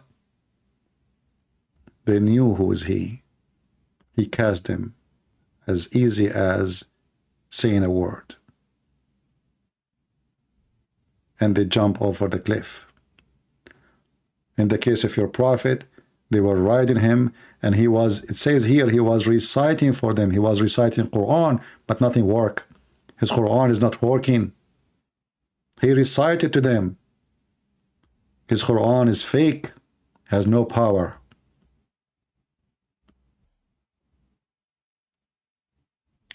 I want to say thank you for all of you. I hope you enjoyed this video. Don't forget to invite your friends. If you know a Muslim sheikh, you like to shake him here, tell him, be the man and challenge Christian Prince. And I guarantee you, he will have heart attack. The same as what happened to our friend Ahmad. Until we see you soon again, I think we have enough for today. Don't forget to download my videos. They are for free. And you can join us in Patreon. It's for free too. So you can be updated, because YouTube sometimes don't send notification for those who like to join us. If you know anyone, he claimed to be a sheikh or a scholar or something, he claimed to be big deal Muslim, with beard, without beard, we take them in any size, any color, any limitation, no limitation, no condition. Challenge the Muhammadan to call, and you be the judge, and you will see why Islam is laughable, why Islam is useless, why they fear your humble brother, Christian Prince. Thank you all for being here. May the Lord bless you all. And this is your brother, Christian Prince, was serving you humbly for today. Christ is Lord. He is our Savior. In his name we have victory. In his name we cast demon. In his name we cast Muhammad, the evil man. Take care.